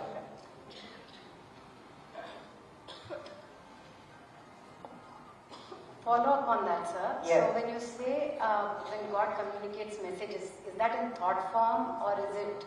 Yes, thoughts. In the thoughts. Thoughts. But otherwise, where God resides, how God looks, or what our understanding? I have no idea. And when you're connected after reading the book, you just know because of the ease you feel, or can you expect or imagine any such communication which you feel could be the trick of your own mind, right? So sorry? Can you come again with the question? I lost in between. So I said, if you read the book for 30 days and you feel the connection, so how do you distinguish whether this is actually the connection you made or it's your mind making up? You know, the mind is a great... One way to ensure that connection is made is take the mantra, which is 2 minutes, do it every day. That ensures that your connection with God is now there 24/7. And it is not the trick of the mind which kind of says, here I'm seeing lots of... When you do the mantra, it is not the trick of the mind. Or the king. Not the king. Okay, so for that you need to do the mantra, and mantra Yes. can be taken from... It can be either taken from the website or who already has the mantra. Okay, alright. Thank you so much.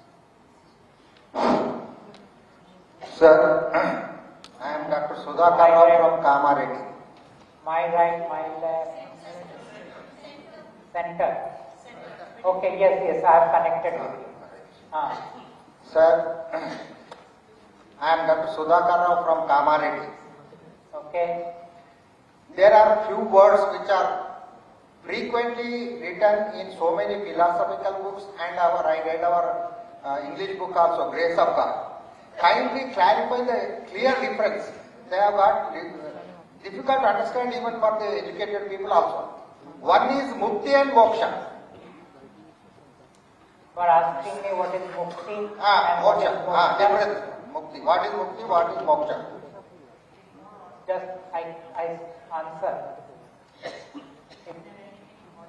I answer. Sir? My mic has gone down. You want to know what is mukti and what is moksha, right? Yes. Okay, I'll tell you. Yes. From the perspective of spirituality. Now I am answering from the perspective of spirituality. Spirituality says mukti is when you are in a state of sthita prajna, which means you are in a state of balance, in a state of equanimity, in a state of no mind, in a state of no desires, no wanting, in a state of silence, no thoughts, and you are the observer of life. Sir, excuse me, that is nothing but sthita prajna state. Am I correct? Yeah, that is the sthita prajna state, and that is also the mukti. That is also mukti, That is also mukti. You are free from what? Mukti means free. Free from what? Free from the pain and suffering that the world was giving to you. So both are conveying the same meaning, mukti, moksha? Moksha is different. I am coming to moksha now. Right. Mukti is clear. Mukti clear. Okay. Now what is moksha separate from mukti? Moksha is when you come into a state of ananda or bliss. There is no bliss in mukti. But when you come into a state of blissful state, two things happen. You go inside you and the world falls away. When you are in the first state of mukti, you do not entangle with the world. You are an observer of the world. When you are in a place of moksha, you are totally absorbed in your blissful state and the world has fallen away. It no more has any relevance. You do not even want to watch the world, which means your karmic baggage is no more. It is your karmic baggage that keeps you with the world. When you are in a place of mukti, you still have some karmic baggage which keeps you a part of the world. When you are into moksha, you are off the world, no karmic baggage, you are now 100% free. This is what is moksha. So, and I think... Sir, is bliss and moksha are one and the same? What? Bliss and moksha? Bliss is an experience of moksha. Bliss is the experience. Moksha just means no more karmic baggage and no more worldly relations. No more coming back into human incarnation. And two other words which are commonly used in so many philosophical books are liberation and salvation. Liberation is becoming enlightened, which is moksha. Salvation word comes from the West, where they become free from their sin and they can go to heaven. That word comes from the West. Liberation comes from the East. Liberation comes from the East? Yes. It means you are free. Salvation means you are now ready to go to heaven. So, rebirth is again possible. With liberation, there is no more rebirth. With salvation, rebirth is there. With salvation, rebirth is there. Liberation is from East and salvation is from West. These concepts came, these words came from East and West. And one more doubt, sir. What is this word enlightenment means? What does enlightenment mean? Yes.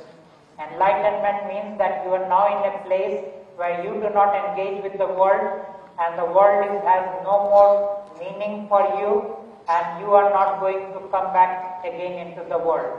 It is something like moksha only. It is the same, moksha, enlightenment, all same, liberation, all same. Synonyms. Synonyms, moksha and enlightenment. And what is the message of the God to the common public, sir? What is the message of God to? So, to the common public. To the common public? Yes.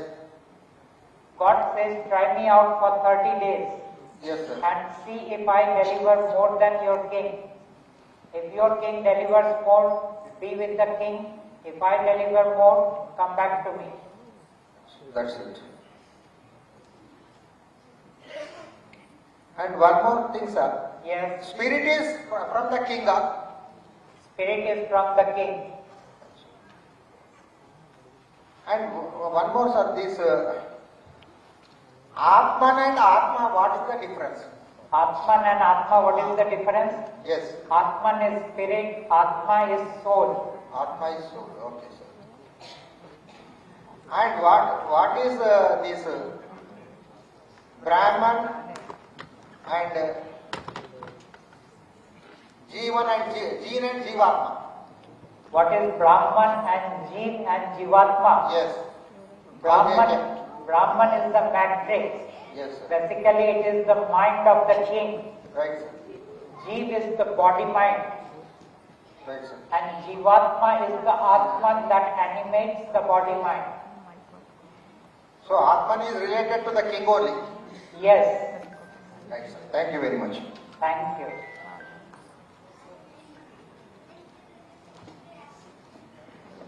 Sorry for coming back again. Yes. Very quickly, it's a very short question. Yes. A friend of ours asked that, why did God take so long to come? And why did He speak to you? And you were mentioning about the second coming of, I think, the Christ. So, I just want to quickly ask you, are you Jesus incarnate? Because it's the second coming. No, that was just a phrase. Okay. Second coming means the messenger comes again. Right. No, I am not Jesus. I have nothing to do with anyone who is within the hierarchy of the king. Okay, thank you. Thank you. Good evening, sir. Yes. Sakuni here at the center. Yes, okay. Yeah, so you were saying about materialistic world and invisible world, right? So I wanted to understand what exactly this invisible world means.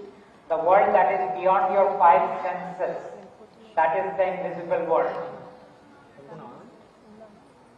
Five senses: touch, sight, sound, taste, and what is the fifth one?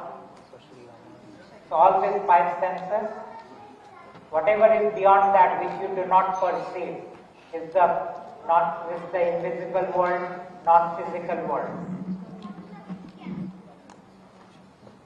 which cannot be even captured in the scientific instrument. Okay, so are there any invisible worlds as such where you have been experienced it? Are there any invisible world that what? You have experienced. I go up and down wherever I want to go.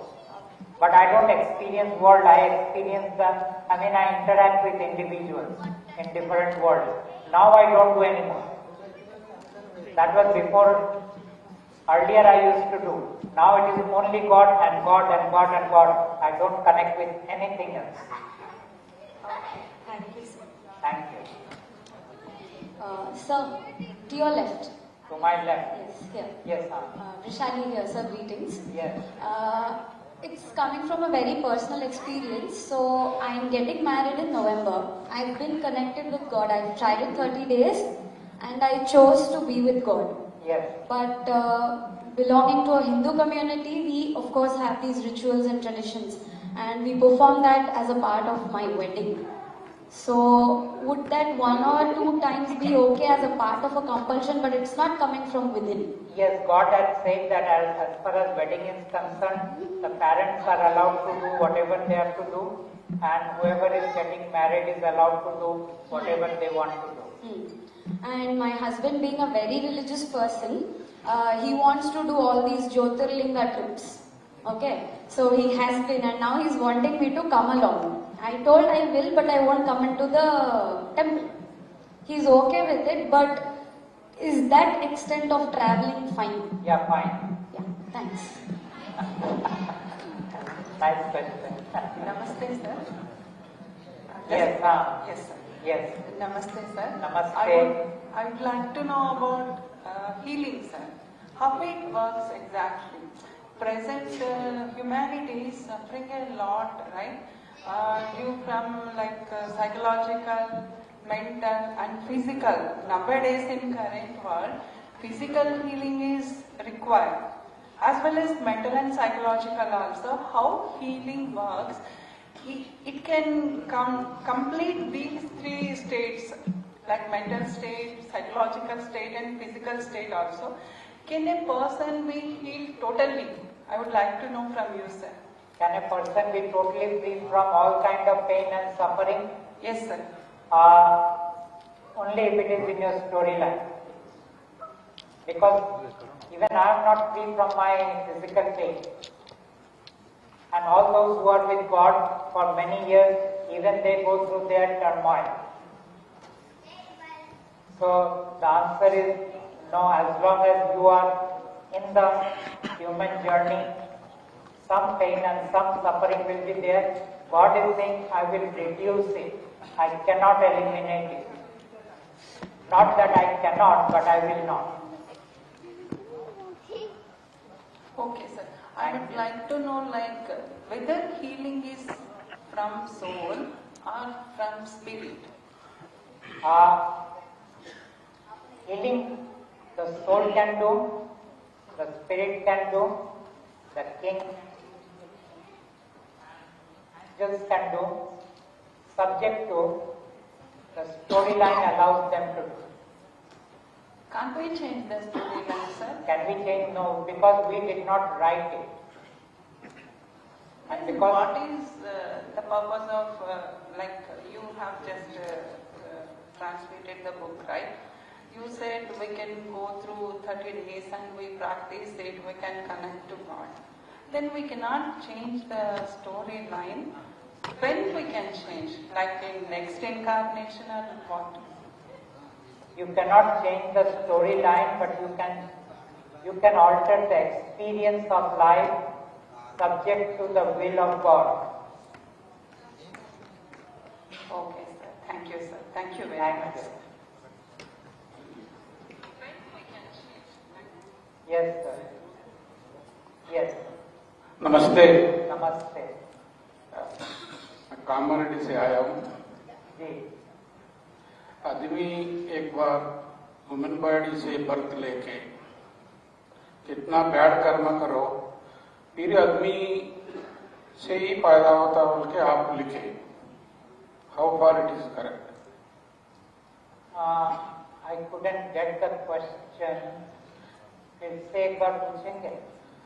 Sir, आदमी human life से birth लेता है, लेने के बाद कुछ bad कर्म लेके मर्डर करो, चोरी करो, फिर रीबर्थ फिर ह्यूमन बॉडी में लेता है बोल के आप लिखे तेलुगु में। How far it is correct?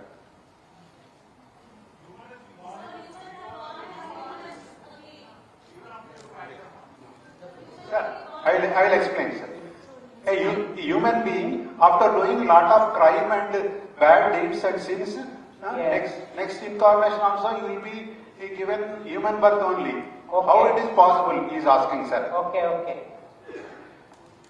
Our scriptures say that if you do very bad things, you will go down as a donkey or as a dog or some such creature.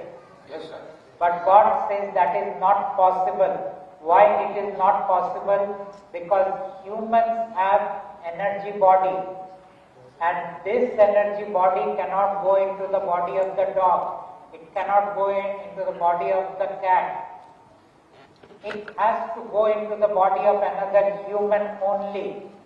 So that information which was given is the wrong information and misleading information. Because nowhere it was clearly said humans are made of 5 elements, the way I am putting across. And there is a lot of information I have not shared with you because this is not the platform for that, because of which मैं अंग्रेजी में बोल गया. No problem, sir. No problem, okay. Because of which you will have to come back into the human incarnation and not an animal incarnation. आपको मनुष्य योनि में ही आना पड़ेगा, आप पशु योनि में नहीं जा सकते. एक मनुष्य जितने भी बुरे काम करे वापस जन्म मनुष्य योनि में ही होता है. वो कर्म मनुष्य योनि में ही उसको फिर काटना पड़ता है, क्योंकि उसके जो ऊर्जा शरीर है वो ऊर्जा शरीर ट्रांसफर होकर मनुष्य शरीर के अंदर ही डाला जाता है. एक कुत्ते बिल्ली के शरीर में वो नहीं डाला जा सकता.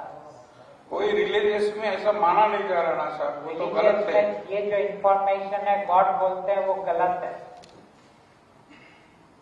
वो रिलीजियस वाले बोल रहे हैं कि ये ऐसा नहीं होता है, उसका कर्म से बैड कर्म क्या करे वो कुत्ते में जाते वो डंके में जाते. समझ गया, लेकिन मैं आपको गॉड का जो आंसर है वो मैंने आपको दिया. ठीक है? Sir, if that is so, many people will be doing all wrong things and they get away with the things. Many people doing all the wrong things there. And they will have no fear of lower births. If you want to put fear into them, then do it. You can create any kind of wrong information and put fear. I am only telling this information is not correct. Sir. That's all I am saying. Okay? Sir, if you do anything wrong also, still if you come to the God, you will be relieved, no, sir. You will not be relieved from the consequences. You will be relieved from the next birth and karmic baggage going into the next birth. That relief will happen. And when people come to God, mostly they never do wrong things. Okay? Okay, thank you, sir. Thank you. Sir, one more, sir. Yes. Sir, for the medical profession, nowadays many youngsters are getting heart attack or lot of problems. Even non-smokers are getting lung cancers. And this knowledge, this knowledge, how it is useful for the medical profession and patients at large? It is not possible to give them the knowledge because medical profession looks into the body-mind from a certain mapping. Even within the healing profession, a homeopath looks at the body in terms of vibration. Medical profession looks into the body from a place of a structure. Ayurveda looks at it from a place of the doshas. So even within these regular professions, they look at the body from a different perspective. Now when it comes to what God is saying and the understanding that I give to people, how will that be relevant? All we tell is to the patients, take the medicine that you need to take, but also talk with God and ask God to intervene and bring in the healing as fast as possible with minimum side effects and if possible to stop the surgeries if God wills. That is the way that we can introduce these to the patients. Okay, thank you. Thank you.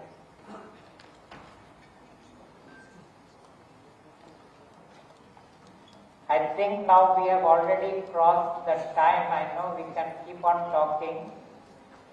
So we will have to now bring the session to a close and there will be some announcements. Yes. So thank you, Pradip sir, for sharing your profound insights and experiences with us. And our chief guest, Mr. Varaprasad Reddy, had to leave for another meeting. And we extend our deepest gratitude to our esteemed chief guest, Mr. Varaprasad Reddy, for his remarkable contributions to this event. Thank you, Mr. Varaprasad Reddy, for your generosity in sharing your time and knowledge. A special thank you also goes to our distinguished guest of honor, Dr. Satyavati, Mr. Raj Kandapuri, Mr. Anil Gogia, Sridhar Nagamuthu, and Ma Sharma. Your presence here has enriched our event beyond measure. Thank you, everyone.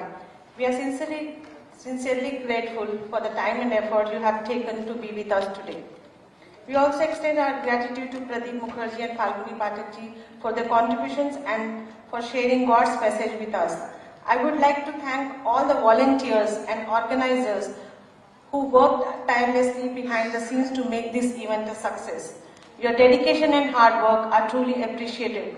Lastly, I want to thank all of you, our wonderful audience, for your presence and participation. Your support means the world to us. As we conclude, let us carry forward the message from God in our lives.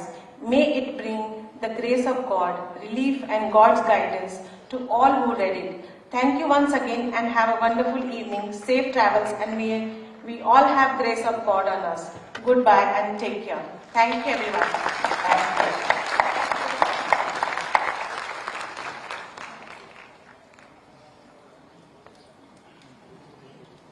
you. Come.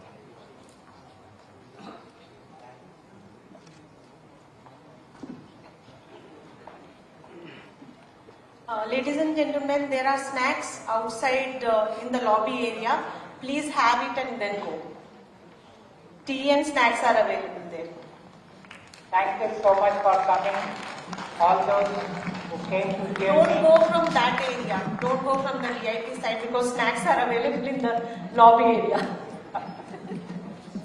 So, thank you, thank you, thank you. Thank you everyone.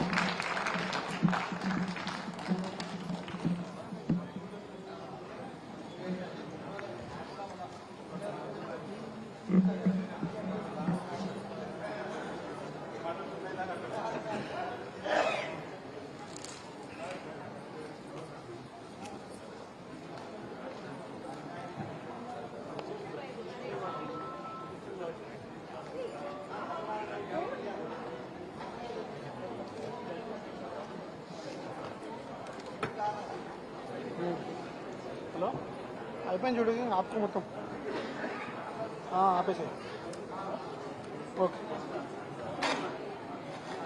ఆపేసాను నేను అక్కడ పెడితే వస్తలేదు ఇదే లాగేస్తుంది మంచిగా ఇదే పెట్టేసినాడు